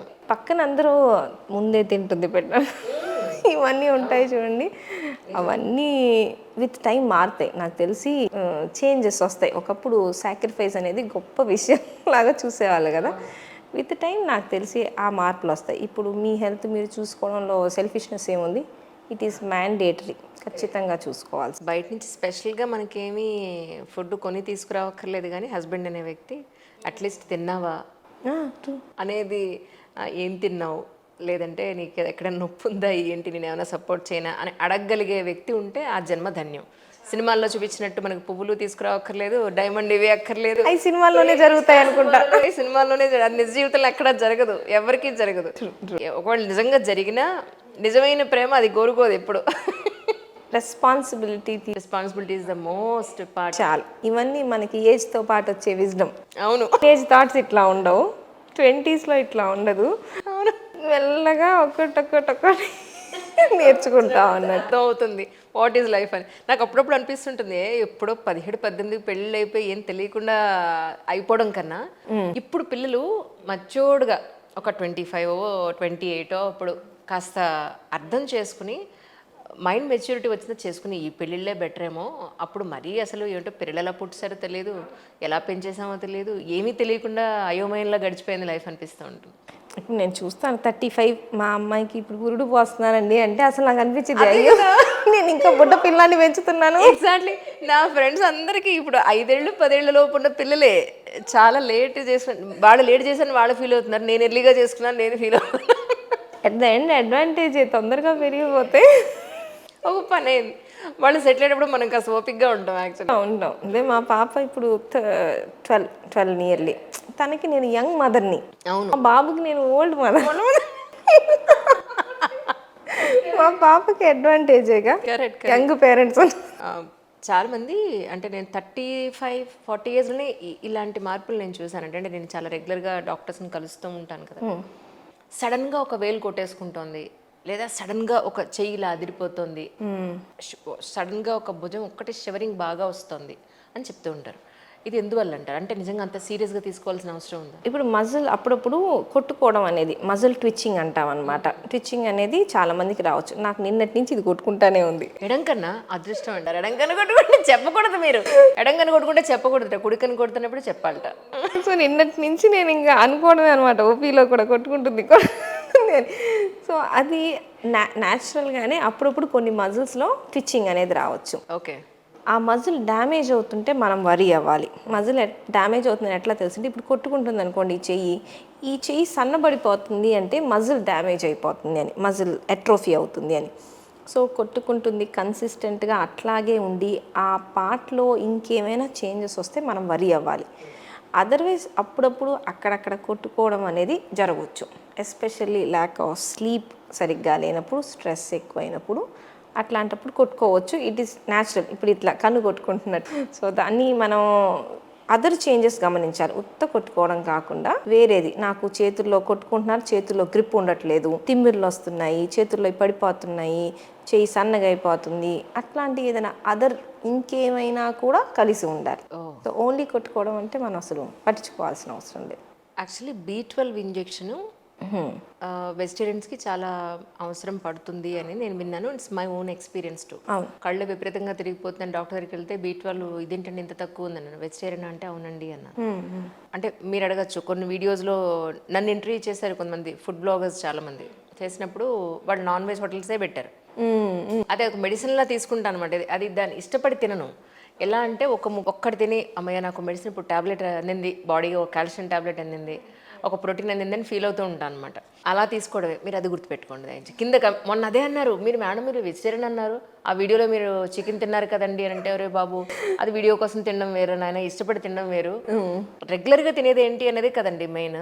సో వన్స్ ఇనేవి ఎప్పుడు తినేది పెద్ద లెక్కలోకి రాదు మనకి. అవును, మేము అడిగేటప్పుడు కూడా నాన్ వెజిటేరియన్ అంటే అడుగుతాం ఇయర్లీ వన్సా 6 monthsకి వన్సా. నాన్ వెజిటేరియన్ మేము అనుకునేది వీక్లీ వన్స్ తీసుకుంటే నాన్ వెజిటేరియన్. ఎప్పుడో ఒకసారి తీసుకుంటామంటే మా హిస్టరీలో మేము వెజిటేరియన్ అనే రాసుకుంటాం. సో ఈ B12 ఇంజెక్షన్ ఒకవేళ మనం మొదలు పెట్టిన తర్వాత ఎన్ని నెలలకు ఒకసారి చేయించుకోవాల్సి ఉంటుంది? మామూలుగా ఇప్పుడు డెఫిషియన్సీ ఉందనుకోండి, కొంతమందికి డైట్లో ఉండదు వెజిటేరియన్స్లో. కొన్నిసార్లు నాన్ వెజిటేరియన్స్ వారానికి 4 సార్లు తినే వాళ్ళు ఉంటారు, వాళ్ళకు కూడా B12 తక్కువ ఉండిద్ది. Is it? సో డైట్లో చాలా B12 ఉంది, అయినా డెఫిషియన్సీ ఉంది. ఎందుకంటారు? వాళ్ళకి ఒక ఇంట్రెన్సింగ్ ఫ్యాక్టర్ అనేది ఉండాలి స్టమక్లో B12 అబ్జార్ప్షన్కి. ఓకే. సో ఆ డెఫిషియన్సీ ఉన్న వాళ్ళలో మనకి తిన్నా కానీ వంట పట్టదు ఎంత అన్నట్టు. బాగుందో. సో తింటున్నాం కదా అని B12 ఉందని అనుకోకండి. నాన్ వెజిటేరియన్స్ చూస్తాం, మీరు వెజిటేరియన్ అంటే నేను రోజు మార్చి రోజు తింటానండి అంటారు, అయినా కూడా రావచ్చు B12 డెఫిషియన్సీ నాన్ వెజ్లో కూడా. సో ఇప్పుడు నాన్ వెజ్ తినే వాళ్ళలో అయినా కూడా తగ్గింది అంటే వాళ్ళకి ఇంజెక్షన్స్ కంపల్సరీ, ఎందుకంటే ట్యాబ్లెట్ ఇచ్చినా కూడా వాళ్ళకి పని చేయకపోవచ్చు, డైట్లోనే ఉంది కదా. సో బాగా డెఫిషియన్సీ ఉన్నప్పుడు రెగ్యులర్గా ఇస్తాం, అంటే రోజుకొకటి ఒక 5-6 రోజులు వేసుకొని వీక్లీ వన్స్ ఒక నెల అట్లా వేసుకొని తర్వాత మంత్లీ వన్స్ కంటిన్యూ చేసుకోండి అని చెప్తాం. మంత్కి 1 ఇంజెక్షన్ మన ఫుడ్లో వచ్చినా రాకపోయినా, వంట పట్టకపోయినా మంత్లీ వన్స్ కంటిన్యూ చేసుకుంటే ఆ డౌట్ అనేది మనకు ఉండదు. ఓకే, అదే వెజిటేరియన్స్ అనుకోండి, వీళ్ళకి డైట్లో లేదు కాబట్టి మనం ఓరల్గా సప్లిమెంట్స్ ఇచ్చినా పని చేయొచ్చు. అంటే మనం B12 ట్యాబ్లెట్స్ పెట్టినా కూడా వీళ్ళకి అబ్జార్ప్షన్ అంటే ఇంప్రూవ్ అవుద్ది. సో బాగా తక్కువ ఉన్నప్పుడు నేను ట్యాబ్లెట్స్ ఇచ్చి లేట్ చేయకూడదు. మనం బాగా తక్కువ ఉందంటే ఇంజెక్షన్స్తో స్టార్ట్ చేసేసి రెగ్యులర్ ఇంజెక్షన్స్ ఇచ్చిన తర్వాత ఈ మంత్లీ వన్స్ వీటి బదులు అప్పుడప్పుడు అయినా కానీ మీ డైట్లో లేదు కాబట్టి B12 ఫ్రీక్వెంట్గా తీసుకుంటా ఉండండి. ఓరల్ ట్యాబ్లెట్ సప్లిమెంట్స్ రూపంలో ట్రై చేయొచ్చు. Once in a while check చేసుకోవడం, తగ్గిపోతుంది అంటే ఇంకా ట్యాబ్లెట్స్ మానేసి ఇంజెక్టబుల్స్కి వెళ్ళిపోవడం. లేదు ట్యాబ్లెట్స్తో చాలామంది కంట్రోల్లోకి వచ్చేసింది బాగుంది అంటే మీరు గుర్తుపెట్టుకొని అప్పుడప్పుడు వేసుకోండి అని చెప్పడం. చాలామంది చెప్తారు B12కి నేను ఈ ఫుడ్ వాడుతున్నా అంటే చాలాసార్లు ఫుడ్ తీసుకున్నా కూడా పెరగకపోవచ్చు. సో సప్లిమెంట్స్లో చాలా హై డోసెస్ ఉంటాయి. సో కాబట్టి హై డోసెస్లో ఇస్తే అట్లీస్ట్ కొంచెమైనా వంట పట్టిద్ది అనే నమ్మకం ఉండిద్ది మనకి. ఎక్స్ట్రా వెళ్ళింది అనుకోండి, ఎక్స్ట్రా ఎట్లాగో యూరిన్లో వెళ్ళిపోద్ది, మనకి పెద్ద ఇబ్బంది కూడా ఉండదు. కాబట్టి నాకు ఫుడ్ ద్వారానే కరెక్ట్ చేసుకుంటాను అంటే నీకు ఆల్రెడీ డెఫిషియన్సీ బాడీలో ఉందంటే అది ఈ రోజు వచ్చింది అయ్యి ఉండదు, ఆల్రెడీ కొంతకాలం అయి ఉంటుంది. మన బాడీలో కొన్ని పర్మనెంట్ చేంజెస్ చేసేంత వరకు మనం వెయిట్ చేయకూడదు. కరెక్ట్. చాలామంది అడుగుతారు బాగా డెఫిషియన్సీ ఉంది స్టార్ట్ చేద్దామంటే నేను ఫుడ్తో కరెక్ట్ చేసుకుంటాను, టైం ఇవ్వండి అంటారు. నేను చెప్తాను మీరు ఫుడ్తో కరెక్ట్ చేసుకోండి, బట్ అంతలోపు డ్యామేజ్ అవ్వకుండా మనం ఫస్ట్ ట్రీట్మెంట్ స్టార్ట్ చేసేద్దాం, తర్వాత మీరు డైట్తో చూసుకొని మళ్ళీ మనం చెక్ చేసుకుందాం. అంతేగాని ఇంకొక 3 months ఇంకో 4 months మీరు ఫుడ్ ద్వారా చూసి 5 months తర్వాత చూద్దామంటే అంతలోపు కూడా B12 డెఫిషియన్సీ వల్ల చేంజెస్ వచ్చేస్తాయి. సో చాలాసార్లు అడుగుతారు, బట్ చెప్తాను it is always good diet ద్వారా ట్రై చేయండి, బట్ మీన్వైల్ ట్రీట్మెంట్ని కూడా నెగ్లెక్ట్ చేయకండి. ఎందుకంటే సైడ్ ఎఫెక్ట్స్ ఉన్న ట్రీట్మెంట్ అయితే మేమే చెప్తాం, ఎందుకు అనవసరంగా మీరు స్టార్ట్ చేసేది అని. దానికి ఏం సైడ్ ఎఫెక్ట్స్ లేనప్పుడు ఇబ్బంది ఏముంది, మనం స్టార్ట్ చేసేయచ్చు. మీ వీడియోలో ఎక్కడ కూడా మీ నెయిల్ పాలిష్ ఎప్పుడు ఉండడం నేను చూడలేదండి, ఎందుకని కారణం? అంటే చాలా వరకు మేము ప్రొఫెషన్లో కూడా వేసుకోకూడదు, అంటే పేషెంట్స్ని ముట్టుకుంటాం కదా, సో చాలా వరకు పేషెంట్స్కి కూడా చూడటానికి అంత అనిపించదు, వాళ్ళకి డాక్టర్ బాగా నెయిల్ పాలిష్ చేసుకుని అంటే వాళ్ళకి అంత కాన్ఫిడెన్స్ ఉండకపోవచ్చు మెయిన్లీ. సో అందుకోసమని ఎప్పుడో రేర్గా వేస్తాను, అప్పుడు కూడా ఎవరికి కనిపించినట్టు చేతులకి వేసుకోండి. రైట్. సో అపియరెన్స్ చాలా ఇంపార్టెంట్. సో ఇప్పుడు ఏంటి అంటే నేను డ్రీమ్ చేసింది, నాకు ఊహ తెలియనప్పుడే నేను డాక్టర్ అవ్వాలనుకున్నా. ఎందుకంటే మా అమ్మ చెప్పేది, వాళ్ళు డాక్టర్ దగ్గరికి వెళ్ళినప్పుడు ఆ డాక్టర్ని అడిగేదంట బయట మీ బోర్డు కింద నా పేరు పెడతారా అని, నాకు ఇంకో బోర్డు పెట్టండి నీరజ్. సో అప్పటికి అది ఎంత 2 years 3 years అప్పుడు నేను ఇంట్లో కూడా అన్నీ పెట్టుకునేదంట, కాక్రోచులు దొరికిన కాక్రోచులను అన్నింటినీ కట్ చేసి ఓపెన్ చేసి మా తమ్ముడికి దెబ్బ తగిలి బ్లీడింగ్ అవుతున్నా వాడికి చెప్పేదంట, ఎవరికి చెప్పకుండా నేనే ట్రీట్ చేస్తాను. వాడు ఇంకా చిన్నోడు అనమాట, మా అమ్మ చెప్పేది నువ్వు ఎక్స్పెరిమెంట్ అన్నీ వాడి వాడిపించేసాను. సో నాకు డాక్టర్ ఏం చేస్తాడో కూడా పెద్దగా తెలియకపోయినా కూడా ఆ ఇమేజ్ ఆఫ్ ఎ డాక్టర్ ఉంటుంది చూడండి, అందుకే వెళ్ళంగానే తగ్గిపోయింది అంటారు చూడండి, ఆ ఇమేజ్ చాలా ఇంపార్టెంట్. సో నేను ఎప్పుడు అవ్వాలనుకుంది ఒక మంచి లేడీ డాక్టరు, చీర కట్టుకొని ఏప్రిన్ వేసుకొని స్టెప్ పట్టుకొని వస్తాడండి, నాకు అది అవ్వాలి అని. వాళ్ళు ఏం చేస్తారో నాకు తెలీదు. మీరు ఏదైతే మేనిఫెస్ట్ చేశారో అది అయిపోయారు మీరు. నేను అందుకే నా డిగ్రీ అవ్వగానే నేను ఫస్ట్ చేసింది ముందు చీర కట్టడం నేర్చుకోవాలి నేను. నా డ్రీమ్లో ఇంకొక పార్ట్ మిగిలింది. సో చీర కట్టడం గట్టిగా నేర్చుకొని మా ఆయన నీకు అవసరమా ఇవన్నీ అన్నా కూడా లేదు, నేను కట్టాల్సిందే, నా డ్రీమే ఇది. అందుకోసం అని.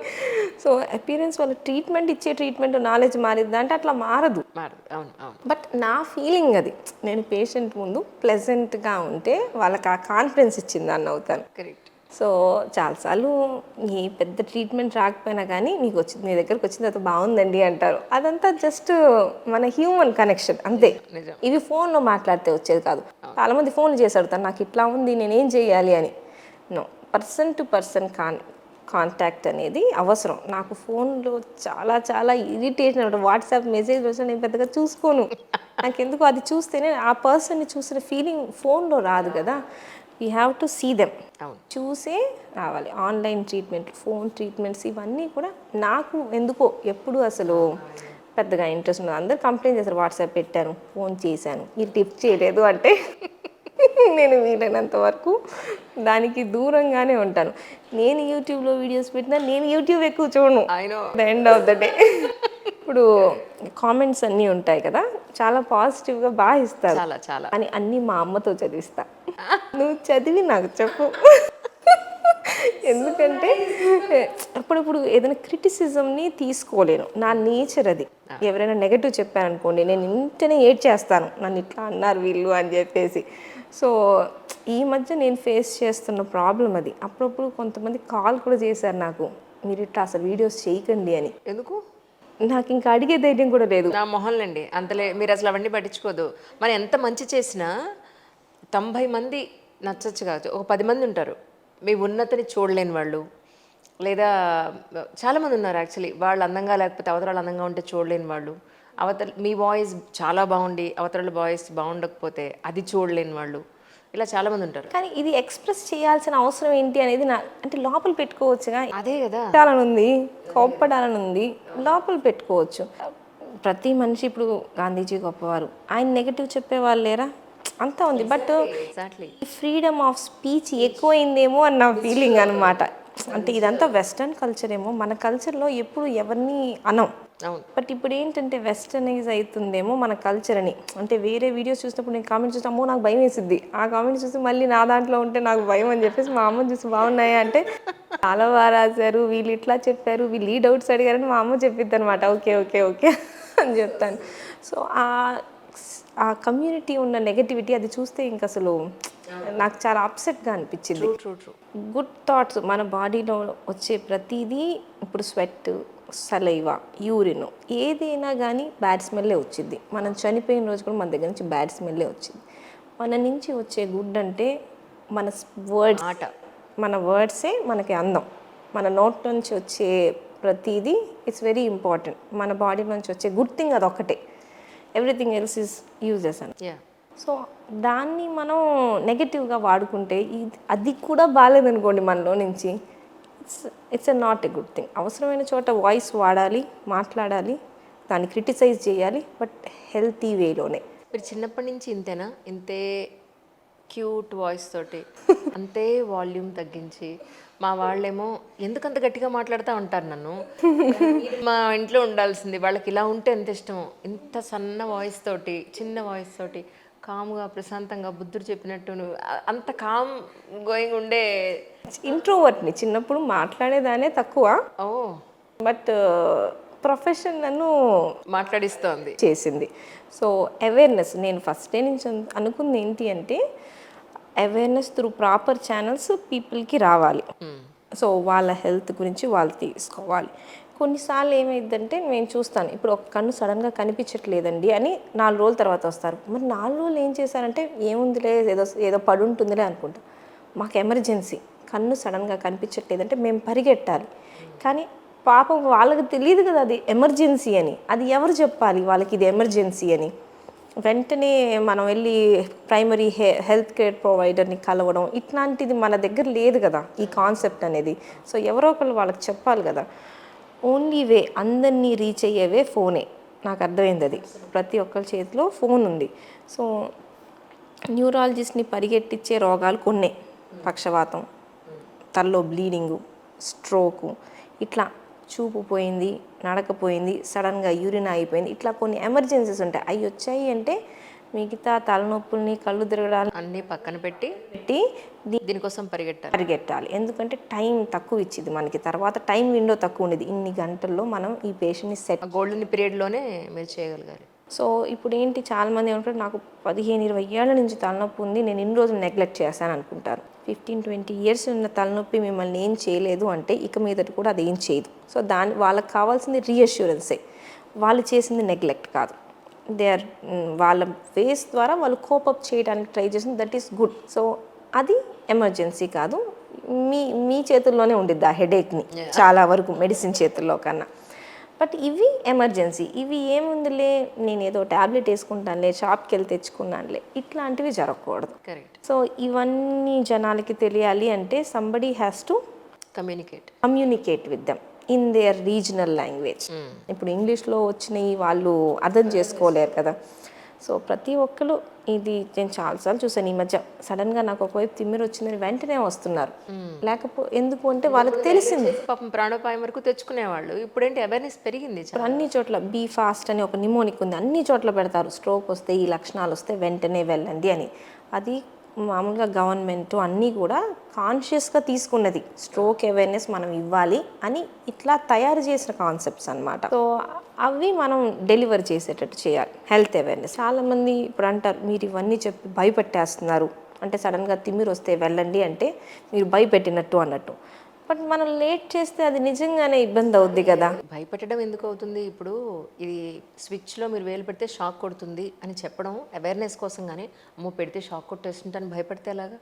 అలా కాదు కదా. ఇట్స్ ఆల్ అబౌట్ ఏం చేస్తే ఏం జరుగుతుంది, ఇలా ఉన్నప్పుడు ఎలా అయ్యే అవకాశం ఉంది అనేది వాళ్ళ అవేర్నెస్ కోసం మాత్రమే తప్ప భయపడడానికి ఎందుకు చేస్తారు ఎవరు మాత్రం. ఇప్పుడు మన థింకింగ్ ఎట్లా ఉందంటే ఎవరైనా ఏదైనా చెప్తుంటే వీళ్ళు ఎందుకు చెప్తున్నారు, నా నుంచి వీళ్ళకి ఏం కావాలి, మనకు కూడా ప్రాసెస్.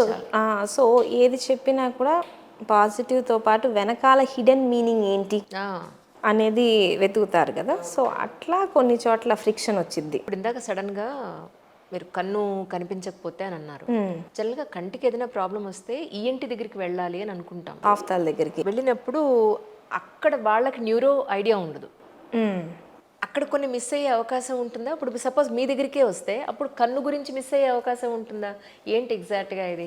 మామూలుగా ఇప్పుడు కొన్ని సైన్స్ ఉంటాయి పేషెంట్ చెప్పేటప్పుడు. నాకు సడన్గా ఒకవైపు కనిపించట్లేదు అన్నారనుకోండి, కళ్ళ డాక్టర్ వెంటనే చెప్తారు ఇది నాది కాదు, న్యూరోకి వెళ్ళిపోండి అని. సడన్గా ఒక కన్నంతా కనిపించట్లేదు అనుకోండి, అప్పుడు ఫస్ట్ కన్ను డాక్టర్ చూస్తారు కంట్లో బ్లీడింగ్ అయిందా, ఏదైనా ఇబ్బంది అవుతుందా అని. అది ఏమి దొరకనప్పుడు అప్పుడు వెంటనే న్యూరోకి పంపిస్తారు అన్నట్టు. సో లాంగ్ టైమ్గా మెల్లమెల్లగా తగ్గుతుంది అంటే క్యాటరాక్ట్లు ఇవన్నీ ఉంటాయి కదా, అవి వాళ్ళే హ్యాండిల్ చేస్తారు. బట్ ఆఫ్థాల్మాలజిస్ట్కి అర్థమైపోద్ది వెంటనే ఇది న్యూరలాజికల్ ఎమర్జెన్సీ అని. సో వాళ్ళు హిస్టరీ విన్నారు అంటే పట్టేస్తారు. కరెక్ట్. మనం హిస్టరీ చెప్పకుండా జస్ట్ కళ్ళు చూయించుకోవడానికి వచ్చాను అని చెప్పారనుకోండి, అప్పుడు మిస్ అవ్వచ్చు అట్లాంటివి. సో రీసెంట్గా ఒక పేషెంట్ వచ్చింది, educated school teacher. 3 times last మంత్లో కన్ను చూపు తగ్గింది వచ్చింది, చూపు తగ్గింది వచ్చింది, చూపు తగ్గింది మళ్ళీ వచ్చింది 3 times లాస్ట్ 1 monthలో. సో కళ్ళ డాక్టర్ దగ్గరికి వెళ్ళింది. వెళ్తే ఆయన అర్జెంటుగా న్యూరాలజిస్ట్ దగ్గరికి వెళ్ళిపోమండి అని చెప్పారు. అప్పుడు నా దగ్గరకు వచ్చారు. సో ఈ లాస్ట్ 3 monthsలో ఇది జరిగింది ఎమర్జెన్సీ అంటే ఏ నిమిషానైనా కానీ అది ఫుల్ బోన్ స్ట్రోక్గా మారచ్చు. సో కంటికి వెళ్ళే నరం మెయిన్ బ్లడ్ వెజల్ నుంచి ఒకటి వచ్చింది బ్రెయిన్లో. సో అక్కడ బ్లాక్ ఉంది అంటే ఒకవైపు మొత్తం కూడా బ్లాక్ అవ్వచ్చు అన్నట్టు. సో దానికి ఒకసారి వాళ్ళు ఏం లేదు ఇంట్లో సడన్గా నా చెయ్యి కన్నంతా కనిపించకుండా మళ్ళీ వచ్చింది అన్నారు అంటే వెంటనే చేస్తాం ఎక్కడెక్కడెక్కడ బ్లాక్స్ ఉన్నాయి యాంజియో చేసి చూడండి అని. సో ఆ బ్లాక్స్ని బట్టి ట్రీట్మెంట్ వెంటనే స్టార్ట్ చేయాలి. సో మరి నాకు 3 సార్లు ఏం కాలేదు కదా అంటే 4వ సారి మన టైం కాకపోవచ్చు. కరెక్ట్. దానంతట అదే బ్రేక్ అవుతూ ఉంటుంది క్లాట్. 4th time బ్రేక్ అవ్వకపోతే ఎట్లా? అప్పుడు వచ్చారు అనుకోండి, అప్పుడు ఆల్రెడీ రోగం వచ్చిందంటే అప్పటికే టైం లేట్ అయిపోయినట్టు మనకి యాక్చువల్లీ. అంటే ఇది ఎంఆర్ఐతోనో స్కాన్తోనో తెలిసేది కాదండి, యాంజియోగ్రామ్ చేయాల్సింది. ఎంఆర్ఐలోనే యాంజియో చేస్తాం. బ్రెయిన్కి ఉన్న అడ్వాంటేజ్ అది. ఎంఆర్ యాంజియో అని ఉండిద్ది. ఓకే. స్కాన్లోనే యాంజియో చేసుకొని చూడొచ్చు. మనం సెపరేట్గా డై ఇచ్చి చేయాల్సిన అవసరం లేదు హార్ట్ లాగా. రైట్. ఎంఆర్ యాంజియో చేసుకుంటే మనకు అర్థమైపోద్ది. సో వీళ్ళు కళ్ళ డాక్టర్ దగ్గరికి వెళ్ళారు. కళ్ళ డాక్టర్ వెంటనే చెప్పారు, ఇది నాది కాదమ్మా, వెంటనే మీరు న్యూరాలజిస్ట్ దగ్గరికి వెళ్ళండి అని. So very well educated. But తనకి ఎట్లా తెలుసు ఇది ఎమర్జెన్సీ అని? సో నౌ షీ నోస్, ఇప్పుడు తెలిసింది ఆవిడికి. సో అట్లాగే ఇంకొంతమందికి కూడా తెలియాలి. సో నేను ఇట్లా వచ్చినప్పుడు పిక్ చేసుకుంటా, ఇది రాసి పెట్టుకుంటా, ఇది మనం చెప్పాలి, ఇది మనం చెప్పాలి. సో నేను ఎప్పుడు నా ఫోకస్ అంతా అంటే I have to educate the people. Exactly. నాకు న్యూరాలజీ అనేది ఇష్టం, సబ్జెక్ట్ ఇష్టం. సో నాకు అర్థమైంది, నాకున్న టాలెంట్ నేను సబ్జెక్ట్ని సింప్లిఫై చేయగలను అర్థమయ్యేటట్టు. సో నాకు ఉన్నది అది ఒక gift. So maybe I can help somebody. కానీ చాలా మైన్యూట్ థింగ్ కూడా గుర్తించగలగాలి కదండి. సో టిపికల్ జాబ్ కదా మీది యాక్చువల్లీ. నరాలు ఎంత చిన్నవి, సన్నవి చెయ్యామనుకోండి అంటే వాళ్ళు చాలాసార్లు నొప్పులు అవి ఇవి చెప్పి నాకు ఇట్లా చిన్న సిమ్టమ్ మర్చిపోతారు, ఇదేముందిలే అని. మాకు అదే ఇంపార్టెంట్ మళ్ళీ చివరికి చూస్తే. అదే కదా. సో కొన్ని రెడ్ ఫ్లాగ్స్ అంటాం, ఇది దొరికితే మాత్రం వెంటనే మీరు ఇచ్చేయండి అని. సో అది చాలాసార్లు పేషెంట్తో కమ్యూనికేట్ చేయలేం. ఇది వచ్చింది కదా, దీనికి అర్జెంటుగా స్కాన్ అవ్వాలంటే ఇప్పుడు బాగానే ఉన్నానుగా, మరి మీరు ఎందుకు స్కాన్ రాస్తున్నారు అంటారు. ఫర్దర్గా ఏం రాకుండా ఉండాలి కదా, లోపల బాడీలో ఏం జరుగుతుందో తెలియదు కదా మనకి. తెలియదు. బట్ ఇప్పుడు చూడండి, స్కాన్స్ అబ్యూస్ కూడా అవుతాయి కదా. అవును అవును అవును. సో రెండు వైపులా తప్పు ఉంది, ఇటువైపు నుంచి ఉంది, అటువైపు నుంచి ఉంది. ఎందుకంటే ఇప్పుడు హెల్త్ కేర్ అనేది బిజినెస్. అవును. It's not just health care, it is health care business. You have to show profits. Public మార్కెట్స్కి వెళ్తాయి, ఐపీఓలకి వెళ్తాయి, ఇంతని ఉంటాయి, ఇన్ని క్రోర్స్ టర్న్ ఓవర్. ఎక్కడి నుంచి వస్తుంది ఇన్ని crores turn over? So it's like నీకు టార్గెట్స్ ఉంటాయి సాఫ్ట్వేర్ వాళ్ళగా. సో ఇట్లాంటివి వచ్చేటప్పటికి కార్పొరేట్స్ ఈ కల్చర్లోకి వచ్చేటప్పటికి it has become more of a correct business. So అందుకే పేషెంట్ వైపు నుంచి నమ్మకం తగ్గిపోయింది. కరెక్ట్. డాక్టర్ వైపు నుంచి మేమేంటంటే ఫస్ట్ సేవ్ యువర్ నెక్. ఇప్పుడు నువ్వు ముందు కాపాడుకో. కరెక్ట్. అంటే ఏదైనా అయినా కూడా ఇప్పుడు చాలాసార్లు పేషెంట్ని అంతా చేశారు అయినా పేషెంట్ చనిపోయారు అంటారు. It can happen. ఇప్పుడు జయలలిత వీళ్ళందరూ హాస్పిటల్లో చనిపోలేదా? అవును కదండి. ఇంత మంచి ట్రీట్మెంట్ ఇచ్చినా కూడా చనిపోవచ్చు అన్నట్టు. మళ్ళీ ఆ ఠాగూర్ సినిమా వచ్చినప్పటి నుంచి చచ్చిపోయిన పేషెంట్ కూడా వెంటిలేటర్ పెట్టారు అంటారు. సో ఇవన్నిటి నుంచి ఫస్ట్ మేము డిఫెన్సివ్గా ఫస్ట్ కాపాడుకోవాలన్నమాట. ఇది ఇట్లా అండి. అవును అని. సో అంత రోజీగా లేదు. నేను డాక్టర్ అవ్వాలనుకున్నప్పుడు ఆ డాక్టర్ ఇమేజ్ వేరు. అవును. ఇప్పుడున్న డాక్టర్ చాలా టిపికల్ వేరు, చాలా మారిపోయింది. సో మళ్ళీ ఆ డేస్ వస్తాయా అంటే నాకు డౌటే. సో నెక్స్ట్ మా పాప ఇప్పుడే చెప్పింది, నేను ఇంకా డాక్టర్ అవును, నేను లాయర్ అవుతాను. అచ్చా, అది ఇంకా దారుణంగా ఉంది. నువ్వు ఇంటికి వచ్చి కూడా ఫోన్లో మాట్లాడతావు. ఆహా, లాయర్ అయితే మాట్లాడాలనుకుంటుందా ఏమిటి?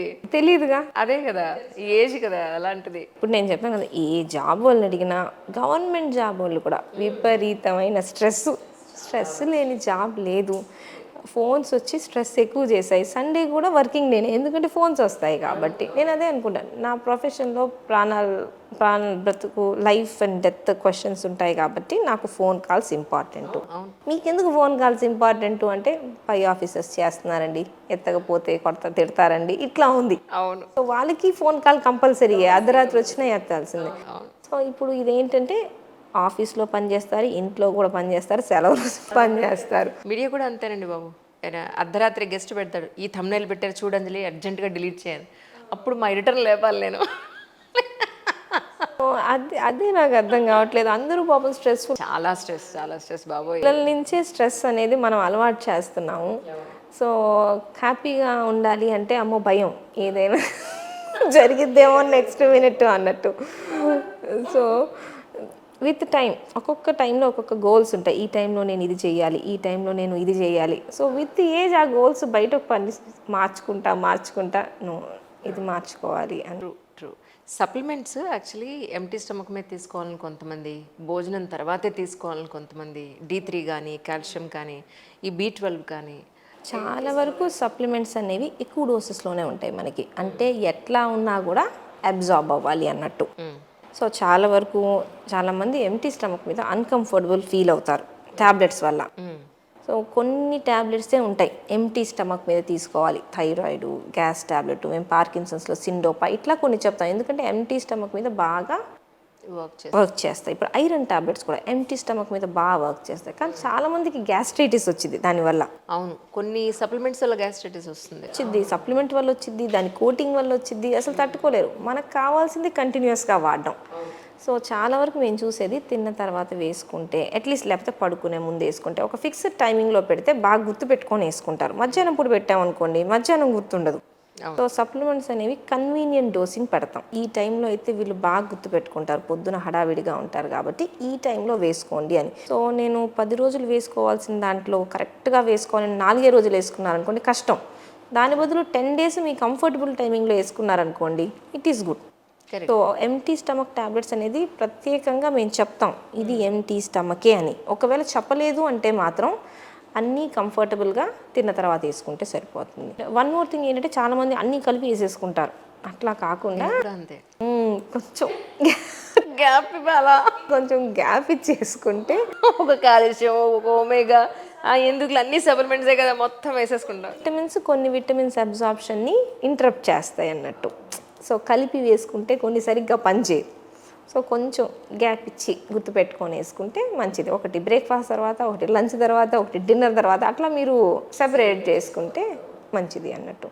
పిల్ బాక్సెస్ ఉంటాయి, మల్టిపుల్ పిల్స్ ఉన్నాయంటే ఇంకా పిల్ బాక్సులు పెట్టుకొని దాంట్లో వేసుకొని గుర్తుపెట్టుకోవాలి అన్నట్టు. ఎస్పెషల్లీ పెద్దవాళ్ళకి చెప్తాం.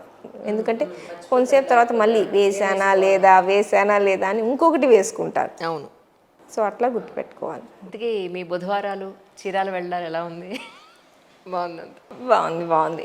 బుధవారం నేను 6కి లేచి 6:30కి బయలుదేరుతా ఇంట్లో. మార్నింగ్ 8:30కి రీచ్ అయిపోతాను. సో మళ్ళీ దాన్ని అరౌండ్ 7-7:30. ఇంతకుముందు ఆల్మోస్ట్ 12 hours అండి. 12 hours. ఇంతకుముందు నేను లేట్గా మేబీ 9:30-10కి రీచ్ అయ్యి నైట్ 10కి బయలుదేరేదాన్ని. దాంతో నాకు అసలు ఓపిక ఉండదు. ఇంక తర్వాత మళ్ళీ నెక్స్ట్ డే కష్టమైపోద్ది. అవును. సో దాంతో నేను అర్లీ చేసేసి 7 కల్లా ఫినిష్ చేసుకొని 9 కల్లా వస్తే రోజు వచ్చే టైంకి ఇంకా పడుకోవచ్చు అన్నట్టు. సో అట్లా కొంచెం చేంజెస్ చేశాను. జర్నీ, నాకు మైగ్రేన్ ఉంది. Very good.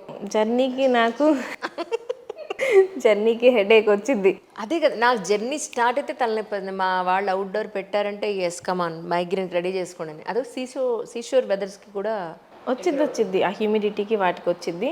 సో ఇంక నేను రీచ్ అయ్యాను చీరాల కంటే టేబుల్ మీద ట్యాబ్లెట్ పెట్టుండిద్ది అనమాట. ఇంకా వెంగండి అది భరించలేమండి నిజంగా. ఏ పని మనసంతగా చేయలేము. రాత్రి వరకు చూద్దాంలే అనుకుంటే అసలు ఎక్కువైపోద్ది. ఇక ఇనీషియల్గానే ఒకటి వేసేస్తే కాస్త కంట్రోల్ అవుతుంది. అదొక హ్యాపీనెస్ కూడా వచ్చింది. పెయిన్ కిల్లర్ అయ్యా ఎస్ కమాన్ ఇప్పుడు తగ్గుతుంది, నేను పని చేసుకోవచ్చని. నిజం బాబోయ్, టింపు హ్యాపీనెస్తో చేయొచ్చు. సో మైగ్రేన్ ఉంది అంటే అప్పుడు ఆ రోగం నాకే ఉందనుకున్నాను. జర్నీతో స్టార్ట్ అవుతుంది. మామూలు కాదు అసలు. జర్నీతో చాలా ఎక్కువ ఉంది నాకు. స్టూడెంట్స్ కొంతమంది ఉంటారు ఇంట్రోలు మైగ్రేన్ వాళ్ళు రోజు వెళ్ళొస్తారు చూడండి. నాకు పాపం అనిపించింది, మీ జర్నీలు ఎప్పుడు అయిపోతాయంటే నెక్స్ట్ బీటెక్ అంటారు. బీటెక్ మళ్ళీ జర్నీ చేస్తారు ఇంటికి అటుకి. సో జర్నీకి మైగ్రేన్కి అసలు లింక్ ఏంటండి అసలు? ఏంటి ప్రాబ్లం? అంటే బాగా కదిలిపోతుందా, నరాలన్నీ కదిలిపోయి వచ్చేస్తుందా? అంటే ఆ మూమెంట్ మనకు ఆ మోషన్ సిక్నెస్ వచ్చింది చూడండి, దానికి ఈ వామిటింగ్ సెన్సేషను, హెడేక్ అన్నీ స్టార్ట్ అవుతాయి. రోడ్డు కొంచెం స్మూత్ ఉంటే ఓకే. మేము చీరాలకి వెళ్ళే రోడ్ ఇట్లా ఉండిద్ది అనమాట. ఊగి వెళ్ళేటప్పటికల్లా హెడేక్ అయిపోయింది. సో చీరాల ఒక్కటి మాత్రం ఆ ఒక్క రోజు పెయిన్ కిల్లర్ వేసుకుని మిగతా రోజులు బాగానే ఉంటాయి. మిగతా రోజులు పెద్ద ఇబ్బంది ఉండదు. సో నేను చాలా వరకు యాక్చువల్లీ ఇప్పుడు నంబర్స్ పెట్టుకున్నా, ఇన్నే చూస్తాను అన్నట్టు. రైట్. ఎందుకంటే అంతకుమించి నేను చూడలేను. మళ్ళీ ఆ క్వాలిటీ కనిపించేది మనకే సాటిస్ఫాక్షన్ ఉండదు. సో నేను 100 మందిని చూశాను, ఒక్కళ్ళనే మిస్ అయ్యాను లేదు డయాగ్నోసిస్ అనుకుంటే ఆ ఒక్కటే చాలా ఇంపార్టెంట్ యాక్చువల్లీ చేయకూడదు. సో చాలామంది యాక్చువల్లీ తిట్టుకుంటారు, మీరు ఫాస్ట్గా చూడలేదు, స్లోగా చూస్తున్నారు, మీరు అపాయింట్మెంట్లు ఇవ్వట్లేదంటే అదే చెప్తాను. అంటే quality is more important over the quantity. So numbers అనేది ఫిక్స్, రోజులో అవర్సు ఫిక్స్డ్. నేను ఎవ్రీడే మా పిల్లల్ని స్కూల్ బస్ ఎక్కిస్తాను 8:30కి. అప్పటికల్లా నేను రెడీ అయిపోతాను. వాళ్ళకి తినిపించేసి వాళ్ళని రెడీ చేసి నేను రెడీ అయిపోతాను. వాళ్ళని ఎక్కిచ్చేసి నేను ఇక బయలుదేరిపోతాను హాస్పిటల్కి. మళ్ళీ నైట్ 8:30కి బయలుదేరుతా హాస్పిటల్లో, 9కి ఇంటికి వస్తాను. లంచ్ బ్రేక్ మధ్యలో ఒక 10-15 మినిట్స్ బ్రేక్ఫాస్ట్ అక్కడే చేస్తాను హాస్పిటల్లో, అదొక 10-15 మినిట్స్. ఇంకా అసలు నో బ్రేక్స్, వాష్రూమ్కి 1-2 సార్లు వెళ్తాను అంతే, ఇంకేం లేదు. సో అంతకు మించి పని చేసినా తప్పులు చేయడం తప్ప యూజ్ ఉండదు. కరెక్ట్. సో నేను చేయగలిగింది ఇంతే. కైండ్లీ బేర్ విత్ మీ అంట. దాంట్లోనే కొంతమంది తిడతారు, కొంతమంది ఇప్పుడు పేషెంట్ వచ్చి చెప్తారు, మా ఆయన రోజు తిడుతున్నానండి అంటే, నన్ను రోజుకు ఓపీలో 10 మంది తిట్టెళ్తారు. అట్లా వినాలి, ఇట్లా వదిలేయాలి, మనసుకు తీసుకోండి అని చెప్తారు. నిజం. నేను కొన్ని మెడికల్ టెర్మినాలజీలో కొన్ని రాసుకున్నానండి. ఏఎస్ఎల్ ఎన్ఎండి, ఏఎస్ఎల్ వేరు, ఎన్ఎండి వేరు. ఇది ఒక వీడియోలో మీరు చెప్పారు యాక్చువల్లీ. ఎంఎన్డి అనేది మోటార్ న్యూరాన్ డిసీజ్ అంటాం అనమాట. ఏంటి, anterior horn cell disease, AHC MND అన్నట్టు. ఏహెచ్సియా? Okay. So motor neuron disease అనేది ఇదొక డీజనరేటివ్ డిసీజ్. అంటే మొదలైన తర్వాత ఏజ్ అనేది డీజనరేషన్, మన బాడీలో వయసు అనేది పెరుగుతూ ఉండే కొద్దీ బాడీ క్షీణిస్తూ ఉండిద్ది, దీన్ని డీజనరేషన్ అంటాం. సో మోటార్ న్యూరాన్ డిసీజ్లో మన బాడీలో నరాలు స్పర్శకి సెపరేట్ ఉంటాయి, కదలికలకి సెపరేట్ ఉంటాయి. ఇవి బయట నర్వ్స్, మళ్ళీ స్మెల్కి, విజన్కి అన్నీ డిఫరెంట్ నర్వ్స్. సో మనం ఇప్పుడు ఏళ్ళు కదిలించాలి అంటే ఇది మోటార్ న్యూరాన్స్ యొక్క పని. ఓకే. మనకి స్పర్శ ఉంటానే కదలికల నరాలు ఒక్కోటి క్షీణించుకుంటా పోయిద్ది. ఓహో. సో దీంట్లో ఇది ఎందువల్ల అవుతుంది అనేది కరెక్ట్ రీజన్ లేదు. కొన్ని మ్యూటేషన్స్, జెనెటిక్ చేంజెస్ వల్ల కానీ, కొన్నిసార్లు రేర్గా ఫ్యామిలీస్లో కానీ అట్లా రావచ్చు. చాలా వరకు 40-50 తర్వాత వచ్చింది. బట్ నేను ఈ మధ్యకాలంలో 25 ఏళ్లలోనే ఒక 10 మంది వరకు చూశాను. 20-25 ఇయర్స్కి ఫస్ట్ ఏలు కదలట్లేదు, తర్వాత చెయ్యి కదలట్లేదు, తర్వాత రెండో చెయ్యి కదలట్లేదు, తర్వాత కాళ్ళు, తర్వాత మాట, మింగుడు, లేవలేకపోతున్నాను, నడవలేకపోతున్నాను, ఊపిరి తీసుకోలేకపోతున్నాను. సో ఇట్లా పెరుగుతా పోయిద్ది విత్ నో ట్రీట్మెంట్. దానికి ట్రీట్మెంట్ అనేది లేదు. Oh my god. మరి ఏం చేస్తారు అలాంటి వాళ్ళకి అసలు? ఇంకా ఏమీ చేయలేము. అది మోస్ట్ సాడ్ థింగ్. 25 ఏళ్ళ అబ్బాయికి నేను పెళ్లి చేసుకోవాలా వద్దా అంటే పెళ్లి చేసుకోవద్దనే చెప్తాం, ఎందుకంటే ఇది పెరిగిద్ది. ఇంకొకటి, నీకు జరిగే ఇబ్బందులన్నీ నీకు తెలుస్తుంటాయి. బ్రెయిన్ ఫంక్షనింగ్ బాగుంటుంది కదా, చాలా చాట్లో మన బాడీ డ్యామేజ్, బ్రెయిన్ డ్యామేజ్ అయితే మనకు అర్థం కాదు. దీంట్లో ఏంటంటే ప్రతి ఒక్కటి మనం తెలుసుకుంటాం. సో ఒక స్టేజ్ తర్వాత రోగం స్టార్ట్ అయిన 5-6 ఇయర్స్కి వెంటిలేటర్ అవసరం కూడా పడవచ్చు, ఎందుకంటే బ్రీతింగ్ ఉండదు కాబట్టి. సో ఆ స్టేజ్లో మేము చెప్తాం వెంటిలేటర్ కావాలా వద్దా అంటే, నీకు ఈ లైఫ్ కావాలా, నీకు ఈ లైఫ్ వద్దా అనేది. సో ఆ డెసిషన్ తీసుకోవాలి.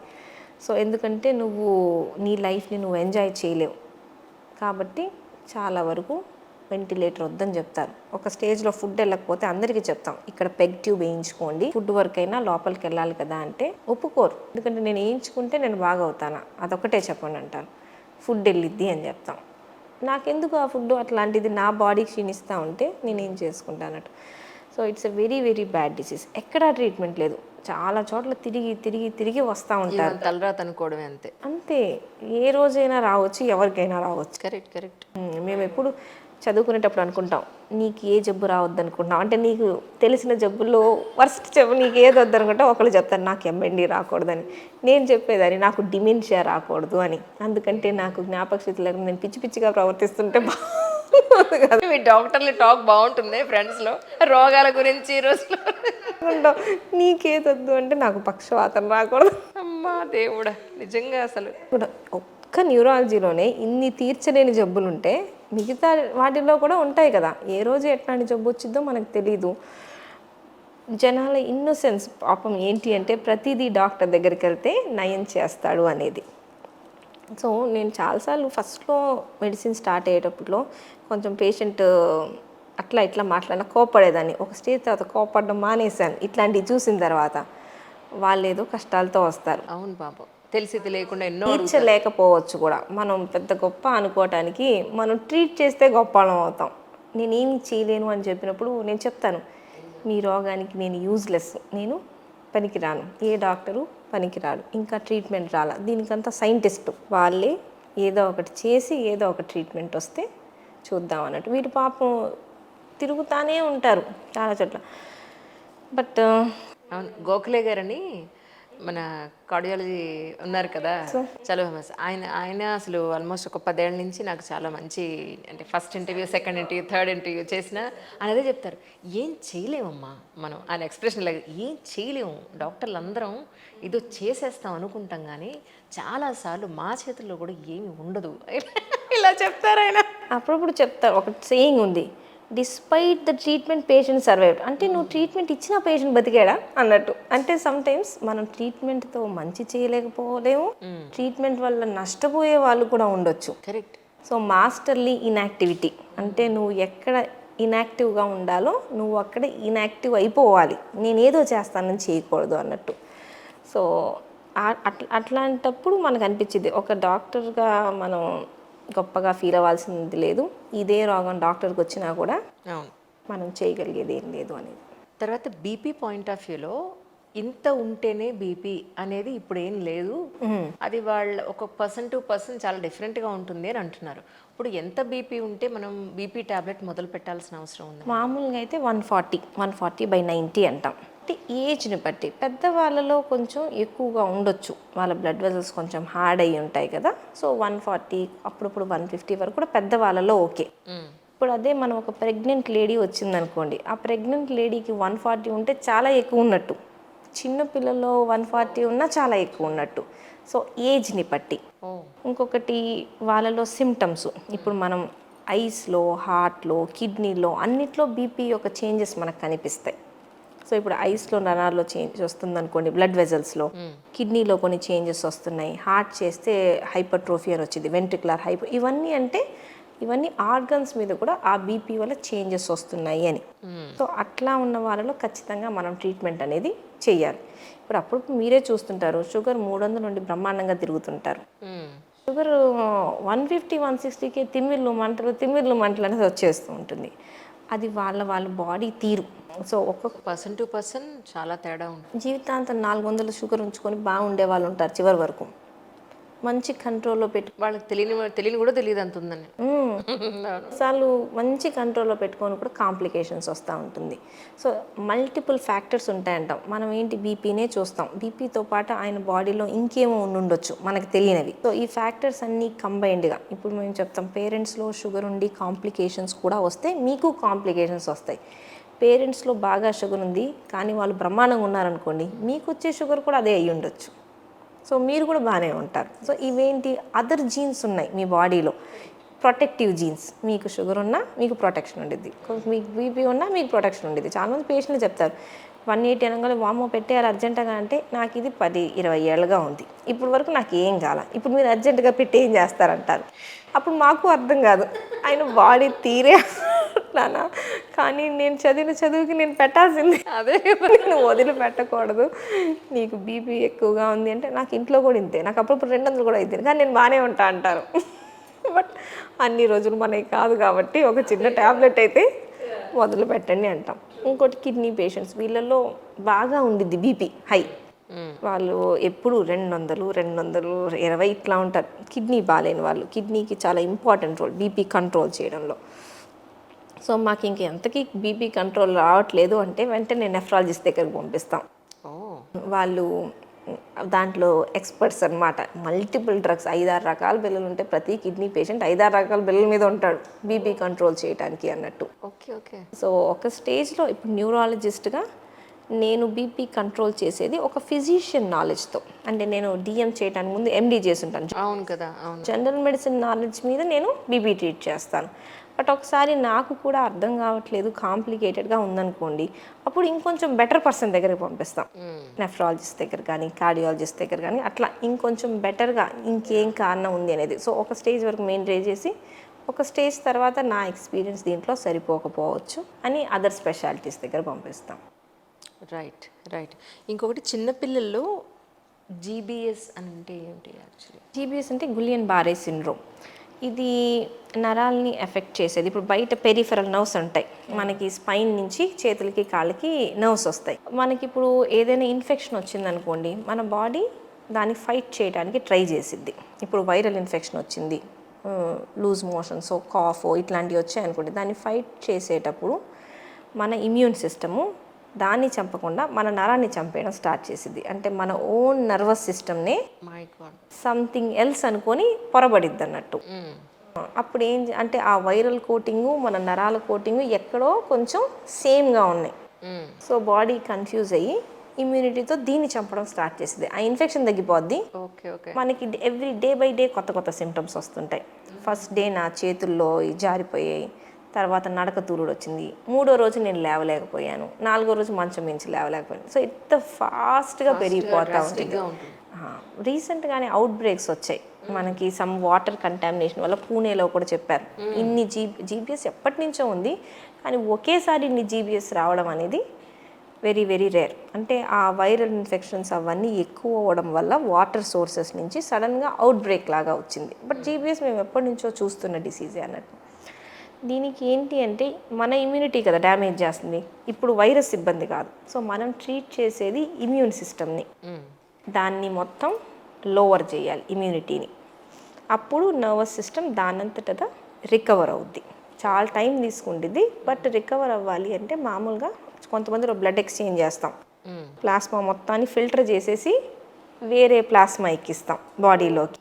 సో అది మొత్తం మనం రిమూవ్ చేసేయాలి అన్నట్టు. ఓకే. కొంతమందిలో ఇమ్యూనోగ్లోబులిన్స్ అని ఉంటాయి, ఈ వీళ్ళ బాడీలోని యాంటీబాడీస్కి అగెయిన్స్ట్గా వేరే యాంటీబాడీస్ ఇస్తాం అన్నట్టు. సో ఇవన్నీ జస్ట్ ఇమ్యూన్ సిస్టమ్ని ఒక 5 రోజులు గట్టిగా ట్రీట్మెంట్ చేస్తాం వీటితో. దాని తర్వాత ఇంకా ఫిజియోథెరపీ స్టార్ట్ చేస్తాం. తర్వాత 1 మంత్ పట్టొచ్చు రికవరీకి, 2 మంత్స్ పట్టొచ్చు, 3 మంత్స్, కొంతమందికి 6 మంత్స్ కూడా పట్టొచ్చు. Okay okay. So further nervous system damage అవ్వకుండా ఇది ట్రీట్మెంట్, అయిన డ్యామేజ్కి ఫిజియోథెరపీ అన్నట్టు. కానీ మీ డాక్టర్స్ చాలా గ్రేట్ అండి. ప్రాబ్లమ్స్ని చూసి చూసి ట్రీట్ చేసి ఎక్స్ప్లెయిన్ చేసి అలసిపోతామే మెంటల్లీ. ఓపిక ఉండాలి. డాక్టర్కి ఉండాల్సిన మొదటి లక్షణం ఓపిక. ఎందుకంటే మనము చెప్పేటప్పుడు వాళ్ళు అర్థం చేసుకోకుండా మళ్ళీ చెప్పాలి. నేను కొంతమంది డాక్టర్లు చూసాను, గట్టిగా అరుస్తారు వాళ్ళు చెప్పిన మాట వినకపోతే. బాగా స్ట్రెస్లో ఉంటే వాళ్ళకి కూడా ఇంట్లో టెన్షన్లు ఉంటాయిగా. ఇంట్లో టెన్షన్ ఉందంటే ఎవరి మీద చూపించాలి? మీరే చూపించాలి. తినలేదు, లంచ్ టైం అయింది, ఆకలేస్తుంది, అది పేషెంట్ మీదే పడింది. మళ్ళీ వాళ్ళు wrong place, wrong time, wrong question అడుగుంటారు, అంతే. దాంతో క్వశ్చన్. సో నాకు ఎప్పటికీ ఒక్క కేసు నాకు బాగా గుర్తుంది. నేను నిమ్హాన్స్లో ఉన్నప్పుడు ఒక బాబు అనమాట, నేను ఎమర్జెన్సీ డ్యూటీలో ఉన్నప్పుడు వచ్చాడు నైట్ డ్యూటీలో. వాళ్ళ ఫాదరు ఊబర్ డ్రైవర్ ఏదో. సో ఆ బాబు ఇది జస్ట్ నిద్ర ఎక్కువ పోతున్నాడు, వాంతులు చేసుకుంటున్నాడు, తినట్లేదు, జ్వరం వచ్చిందని వచ్చారు. సో ఫస్ట్ వాడిని జీబీ అనుకున్నాం.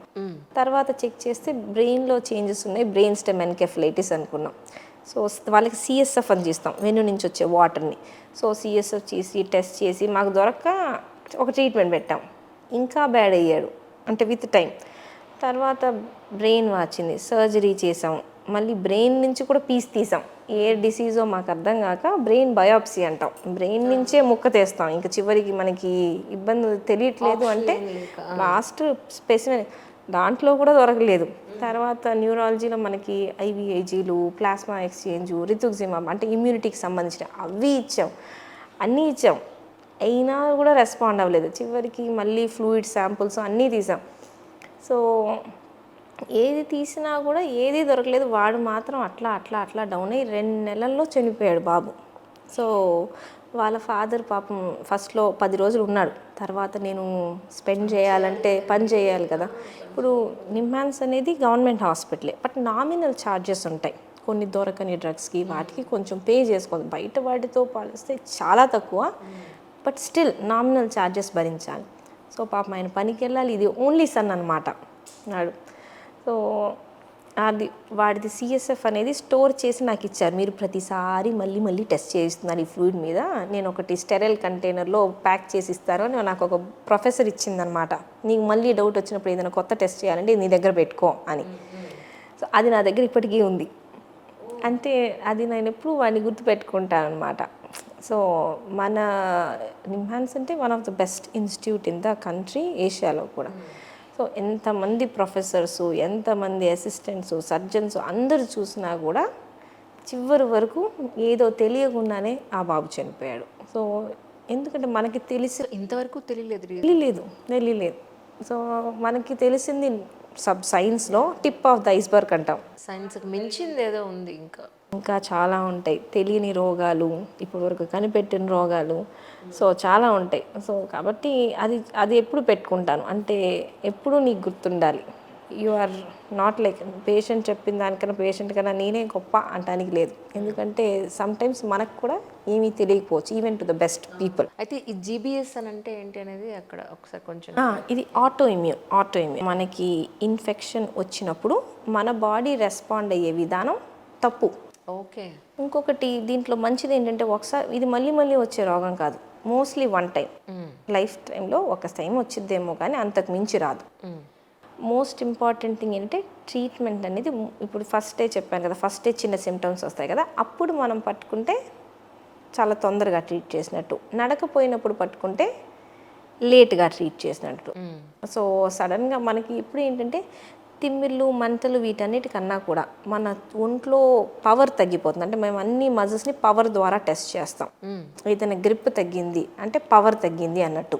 సో పవర్ తగ్గింది అంటే అది డేంజరస్ సైన్. సో ఒకసారి మనకి బాడీలో నా చేతుల్లోంచి జారిపోతున్నాయి, కాళ్ళలో నుంచి నేను లేవలేకపోతున్నాను అంటే పవర్ తగ్గడం స్టార్ట్ అయింది అంటే, ఏదైనా ఇన్ఫెక్షన్ తర్వాత పవర్ తగ్గడం స్టార్ట్ అయింది అంటే అది జీబీ అయ్యే ఛాన్సెస్ ఎక్కువ. సో దానికి కొన్ని టెస్టులు చేస్తాం, కానీ జీబీ అని ప్రూవ్ చేసేది టెస్ట్లను బట్టి కాదు. అన్నీ నార్మల్ వస్తాయి చాలా వరకు. స్కాన్స్ వీటిల్లో ఏమీ రావు చాలాసార్లు. ఎన్సీవీ అని ఒకటి చేస్తాం, నరాల టెస్ట్. అది కూడా ఫస్ట్ 4-5 డేస్ పట్టుకోదు, కొంచెం ముదిరిన తర్వాతే పట్టుకుండిద్ది. సో మనం ముదిరినంత వరకు వెయిట్ చేయకూడదుగా. సో మనకి ఏ ఇన్ఫెక్షన్ తర్వాత వచ్చిద్దో మనకు తెలీదు.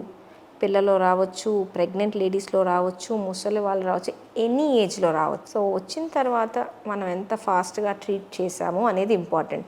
ఎందువల్ల వచ్చిందని మీరు వెతుకుతారంటే మేము చాలాసార్లు వెతకం. ఎందుకంటే రీజన్ ఏదైనా కూడా treatment will be the same. మనకి రీజన్ దొరకకపోవచ్చు. సో కొన్ని ఇన్వెస్టిగేషన్స్ చేసుకొని Day 1 పేషెంట్ వచ్చారు అంటే అదే రోజు మనం ట్రీట్మెంట్ స్టార్ట్ చేస్తాం. But treatment is very expensive. GB వచ్చింది అంటే ఐవీఐజీలు అవి ఇస్తాం కదా, వెయిట్ని బట్టి ఇస్తాం. చిన్నపిల్లల్లో వస్తే కాస్ట్ తక్కువ అవుద్ది, బరువు తక్కువ ఉంటారు కాబట్టి. పెద్దవాళ్ళు 60 kgs 70 kgs వచ్చారంటే ఇంజెక్షన్స్కే 3 lakhs 4 lakhs అట్లా అవుతాయి.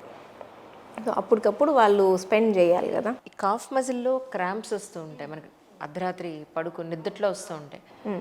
అంటే యాజ్ అ స్పోర్ట్స్మెన్గా నేనేం చెప్తానంటే మా పిల్లలకి అలా వస్తే లేచి నడవండి, ఫస్ట్ లేచి నుంచోండి, ఒక్కొక్క అడుగు వేయండి, స్లోగా కమ్ డౌన్ అవుతుంది. కాఫ్ మజిల్ స్ట్రెంథనింగ్కి ఏం చేయాలనేది ఎక్సర్సైజ్ చెప్తాను, తర్వాత తగ్గిపోయింది.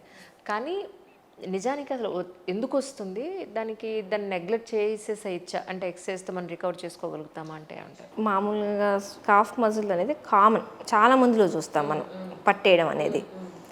వాటర్ సరిగ్గా తీసుకోకపోతే డీహైడ్రేషన్కి one of the sign calf muscle పట్టడం. దాంతోపాటు ఇప్పుడు న్యూరోపతి ఉండేది డయాబెటిక్స్లో, డయాబెటిక్ న్యూరోపతి అన్నట్టు. సో వీళ్ళల్లో కూడా క్రాంప్స్ రావచ్చు. ఇంకొకటి కొన్ని డెఫిషియన్సీస్, వైటమిన్ డి డెఫిషియన్సీ ఉంది, ఒంట్లో విటమిన్ ఈ తక్కువ ఉంది, ఒంట్లో విటమిన్ డి తక్కువ ఉంది, ఇట్లా కొన్ని డెఫిషియన్సీస్ ఉన్నప్పుడు కూడా క్రాంప్స్ అనేది రావచ్చు. సో ఎవరైనా మా దగ్గరికి క్రాంప్స్ వచ్చాయి అని వస్తే ఫస్ట్ చెప్పేది hydration, exercises plus supplements. Check చేసినా చెక్ చేయకపోయినా చాలామందికి డెఫిషియన్సీ ఉంటాయి కాబట్టి ఫస్ట్ ఇచ్చేస్తాం. విటమిన్ ఈ తీసుకోండి, EVON-LC అని టాబ్లెట్స్ ఉంటాయి, అవి ఇచ్చేస్తాం. విటమిన్ డి చాలామందికి తక్కువ ఉండిద్ది, మనం ఎండకి వెళ్ళం కదా, అదే కదా, విటమిన్ డి పెట్టేస్తాం. ఇవి వాడుకొనినా తగ్గకపోతే అప్పుడు మనం ఇన్వెస్టిగేట్ చేసుకుందాం అన్నట్టు. సో వరీయింగ్ అయితే కాదు, కాకపోతే ఇబ్బంది పడతాయి, స్లీప్ డిస్టర్బ్ చేస్తాయి కదా చాలా. కాబట్టి పడుకునే ముందు కొంచెం కాఫ్ స్ట్రెచెస్ చేసుకోవడం. మనం బ్లాంకెట్ వేసుకున్నప్పుడు పాదాల వరకు వేసుకొని సడన్గా లాగినప్పుడు పట్టేస్తాం. అవును అవును. సో పై వరకు వేసుకోండి, ఫీట్ సడన్ మూమెంట్ లేకుండా ఉండటానికి అన్నట్టు. ఎల్డర్లీలో ఏజోలలో ఎక్కువగా వస్తాయి వితౌట్ ఎనీ రీజన్, కారణం లేకుండా కూడా రావచ్చు. ఈ మెడిసిన్స్ రొటీన్ వాడే మెడిసిన్స్తో తగ్గకపోతే అప్పుడు న్యూరోపతి ఏమైనా ఉందా ఇట్లాంటివని అప్పుడు మనం టెస్ట్ చేసుకుంటాం. రైట్. రొటీన్గా అయితే ఇన్వెస్టిగేషన్స్ అట్లా చాలా వరకు అవసరం పడవు మనకి క్రాంప్స్కి. ఈవెన్ కాళ్ళ వేళ్లలో, చేతి వేళ్లలో కూడా కొన్ని క్రాంప్స్ వస్తాయి. అంటే ఆ ఫింగర్స్ కొన్ని దూరం అయిపోతాయి, కొన్ని దగ్గర అయిపోతాయి. కాల్షియం డెఫిషియన్సీలో రావచ్చు, కార్పోపీడల్ స్పాజమ్స్ అంటాం. ఒంట్లో ఎస్పెషల్లీ లేడీస్లో ఎక్కువ చూస్తాం. కాల్షియం తగ్గినప్పుడు ఆ టైంలో క్రాంప్స్, ఇవి డే టైం వస్తాయి. పొద్దున్న పనులు చేసుకునేటప్పుడు సడన్గా వచ్చేసింది, ఇంకా మెల్లగా వదిల్చుకుంటా ఉంటారనమాట. అవును. సో అది కాల్షియం డెఫిషియన్సీలో కొంతమంది విమెన్లో రావచ్చు. ఓకే. సో రెగ్యులర్గా కొంచెం మెనోపాజ్ వచ్చిన తర్వాత కొంచెం కాల్షియం సప్లిమెంట్స్ అట్లా వాడుకుంటే మనకి తక్కువగా ఉండిద్ది. కొన్ని రేర్ డిసీజెస్ ఉన్నాయి కాల్షియం తగ్గేవి, పారాథార్మోన్, థైరాయిడ్ గ్లాండ్ డిసీజెస్ అట్లా, బట్ అవి చాలా చాలా అరుదు. సో రొటీన్గా అయితే వచ్చాయి అంటే ఫస్ట్ ట్రీట్మెంట్ చేసేసి తగ్గకపోతే అప్పుడు మనం రేర్ డిసీజెస్, కొన్ని రేర్ మజిల్ డిసీజెస్లో వస్తాయి, కొన్ని రేర్ కాల్షియం డిసీజెస్, అవన్నీ మనం తర్వాత ఇన్వెస్టిగేట్ చేసుకుంటాం. రీసెంట్గా ఒకటి నేను చాలా ఎక్కువ వింటానంటే అలసట, నీరసం. వాళ్ళు చక్కగా తింటారు, ఎస్, చక్కగా ఎక్సర్సైజ్ చేస్తారు, అయినా కూడా చాలా నీరసంగా ఉందంటారు. అంటే ఇది విటమిన్ డెఫిషియన్సీ కిందే మనం ఆలోచించుకోవచ్చా అండి? పాసిబుల్. విటమిన్ డెఫిషియన్సీ దానివల్ల రావచ్చు మనకి, ల్యాక్ ఆఫ్ స్లీప్ వల్ల రావచ్చు.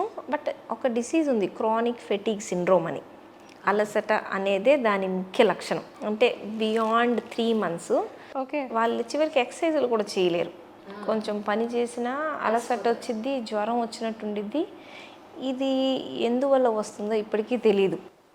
బట్ వీళ్ళలో ఏంటంటే నుంచున్నప్పుడు కొంచెం బీపీ డౌన్ అవ్వడం, కొంచెం గ్లాండ్స్ అనేది సైజ్ పెరగడం, ఫ్రీక్వెంట్ సోర్ థ్రోట్ రావడం, ఫ్రీక్వెంట్ ఫీవర్స్ లాగా రావడం, ఇట్లా మల్టిపుల్ కంప్లైంట్స్ ఉంటాయి, నొప్పులు ఇట్లాంటివి.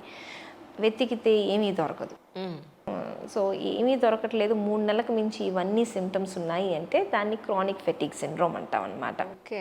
సో వాళ్ళలో కూడా మేము చెప్పేది మెల్లమెల్లగా ఎక్సర్సైజ్లు స్టార్ట్ చేయండి, విటమిన్స్ వాడండి. ఎందుకంటే దీనికంటూ ఎందుకు వచ్చిందోనే మనకు తెలీదు, దానికి ట్రీట్మెంట్ అంటూ లేదు. కాకపోతే మనం కనిపెట్టడం ఇంపార్టెంట్. ఎందుకంటే ఇంటిల్లు పాది కావాలని చేస్తున్నావు, కావాలని చేస్తూ ఉంటారు. అవును. సో ఇది కావాలని చేసేది కాదు, నీకున్నది ఒక రోగం అని చెప్తే ట్రీట్మెంట్ లేకపోయినా పర్లేదు, మనకు ఆ సాటిస్ఫాక్షన్ వచ్చింది. ఈ సిమ్టమ్స్ నేను ఆలోచించి వచ్చినాయి కాదు, నాకు హెల్త్ ప్రాబ్లం ఉంది అని. సో చాలామందికి ఉండిద్ది ఈ క్రానిక్ ఫెటీగ్ సిండ్రోమ్ అనేది. బట్ మెయిన్ ఫ్యామిలీ వచ్చి చెప్తారు, ఎప్పుడు చూసినా చేయలేకపోతున్నా, పని చేయలేకపోతున్నాను అంటుంది అని. సో ఫస్ట్ విటమిన్స్ చూసుకొని బాగున్నాయి అంటే ఇది కూడా పాసిబిలిటీ దానికి. కొంతమంది ఉంటారు నొప్పులు నొప్పులు నొప్పులు నొప్పులు నొప్పులు, ఆకలి వేయట్లేదు, యూరిన్ సరిగ్గా, సో మల్టిపుల్ కంప్లైంట్స్ చెప్తారు. అప్పుడు చెప్తాం ఒక మనిషికి ఒక రోగమే వచ్చింది, ఇన్ని రోగాలు కలిసి అయితే రావు కదా. ఇన్ని రోగాలు కలిసి వస్తున్నాయి అంటే ఒకటి సొమాటోఫార్మ్ డిజార్డర్ అని ఉండిద్ది అనమాట న్యూరాలజీలో. సో ఇవన్నిటికీ నేను ఒకటే కారణం చెప్పాలి, ఇది అరిగిపోయాయి, ఇది విటమిన్స్ తగ్గడం వల్ల, ఇది దీనివల్ల, ఒక్కొక్క దానికి ఒక్కొక్క కారణం మనం పెట్టలేం. అంతే కదా. సో ఒకటే కారణం ఉండదు. ఇది కొన్నిసార్లు బ్రెయిన్ యొక్క లక్షణం అయి ఉండొచ్చు. సో దానికి ఏంటి అంటే ప్రతి బాడీలో జరిగే ప్రతిదీ దానికి నొప్పి అన్నట్టు. అంటే బ్రెయినే కదా చెప్పేది. ఇప్పుడు కొంతమందిలో అసలు పెయిన్ సెంటర్ ఉండదు, వాళ్ళలో నరాల్లో పెయిన్ అనేది తెలియదు పుట్టుకతోనే. పిల్లల్లో కొంతమంది చూస్తాం వాళ్ళకి కళ్ళు, వేళ్ళు అన్నీ డ్యామేజ్ అయిపోతాయి. ఎందుకంటే వాళ్ళు రుద్దేసుకుంటారు, మనకు రుద్దేస్తే ఇబ్బంది అవుద్ది కదా, వాళ్ళకి నొప్పి ఉండదు కదా. రుద్దేసి చిన్నతనంలోనే కళ్ళు పాడైపోతాయి, అయ్యో, దెబ్బలు తగిలేసి వేళ్ళు, కాళ్ళ వేళ్ళు అన్నీ పాడవుతాయి. ఇదేంటి అంటే నొప్పి లేకపోవడం వల్ల వచ్చిన డిసీజ్ అన్నట్టు. అంటే మనకి నొప్పి అంత ఇంపార్టెంట్ బాడీకి, మన బాడీ బాగుంది అంటే మనకి నొప్పి తెలుసు కాబట్టి కాలే పట్టుకోము. సో ఆ పిల్లలు అసలు మాకు ఏం చేయాలో కూడా అర్థం కాదు, వాళ్ళకి ఏమో నొప్పి తెలియదు, ఎక్కడ పడితే అక్కడ అన్ని డ్యామేజ్లు అయిపోతూ ఉంటాయి. సో ఈ నొప్పి అనేది చెప్పేది మెదడు, చెయ్యి చెప్పదు నొప్పిగా ఉంది అని, బ్రెయిన్ చెప్పిద్ది. సో కొంతమందికి బాడీ అంతా బాగున్నా నొప్పులు తగ్గట్లేదు అంటే ప్రాబ్లం వాళ్ళ బ్రెయిన్లో ఉంది అని. సో అది ఎందువల్ల అనేది మనకి బ్రెయిన్కి సంబంధించి కొన్ని హార్మోన్స్ ఉంటాయి, కెమికల్స్ అట్లా, సెరోటోనిన్, నారెపినెఫ్రిన్, డోపమిన్ ఇట్లాంటివి. సో వీటిల్లో ఉన్న చేంజెస్ వల్ల ఈ పెయిన్స్ అనేవి ఎక్కువగా ఉండొచ్చు. కొన్ని పెయిన్ సెంటర్స్లో బ్రెయిన్లో సరైన హార్మోన్స్ లేక ఈ చేంజెస్ అనేవి రావచ్చు. సో వీటిల్లో చాలాసార్లు మనం సైకియాట్రిస్ట్ హెల్ప్ తీసుకుంటాం. ఎంతకీ నొప్పులు తగ్గట్లేదు అంటే నాకు న్యూరాలజిస్ట్ కన్నా సైకియాట్రిస్ట్ హెల్ప్ అవసరం. సో కాకపోతే పేషెంట్కి సైకియాట్రిస్ట్ దగ్గరికి వెళ్ళమనగానే వాళ్ళకి వచ్చే నెక్స్ట్ క్వశ్చన్ ఏంటి, అవును, యాక్సెప్ట్ చేయలేరు. కావాలని చేస్తున్నాను అంటున్నారా అని. కావాలని చేస్తున్నాం అంటే కావాలని చేస్తున్నాం అని చెప్తాం, కానీ సైకియాట్రిస్ట్ దగ్గరికి వెళ్ళమని చెప్పాం కదా. అదే కదా. సో బ్రెయిన్కి సంబంధించిన కొన్ని డిసీజెసే న్యూరాలజిస్ట్ ట్రీట్ చేయగలరు.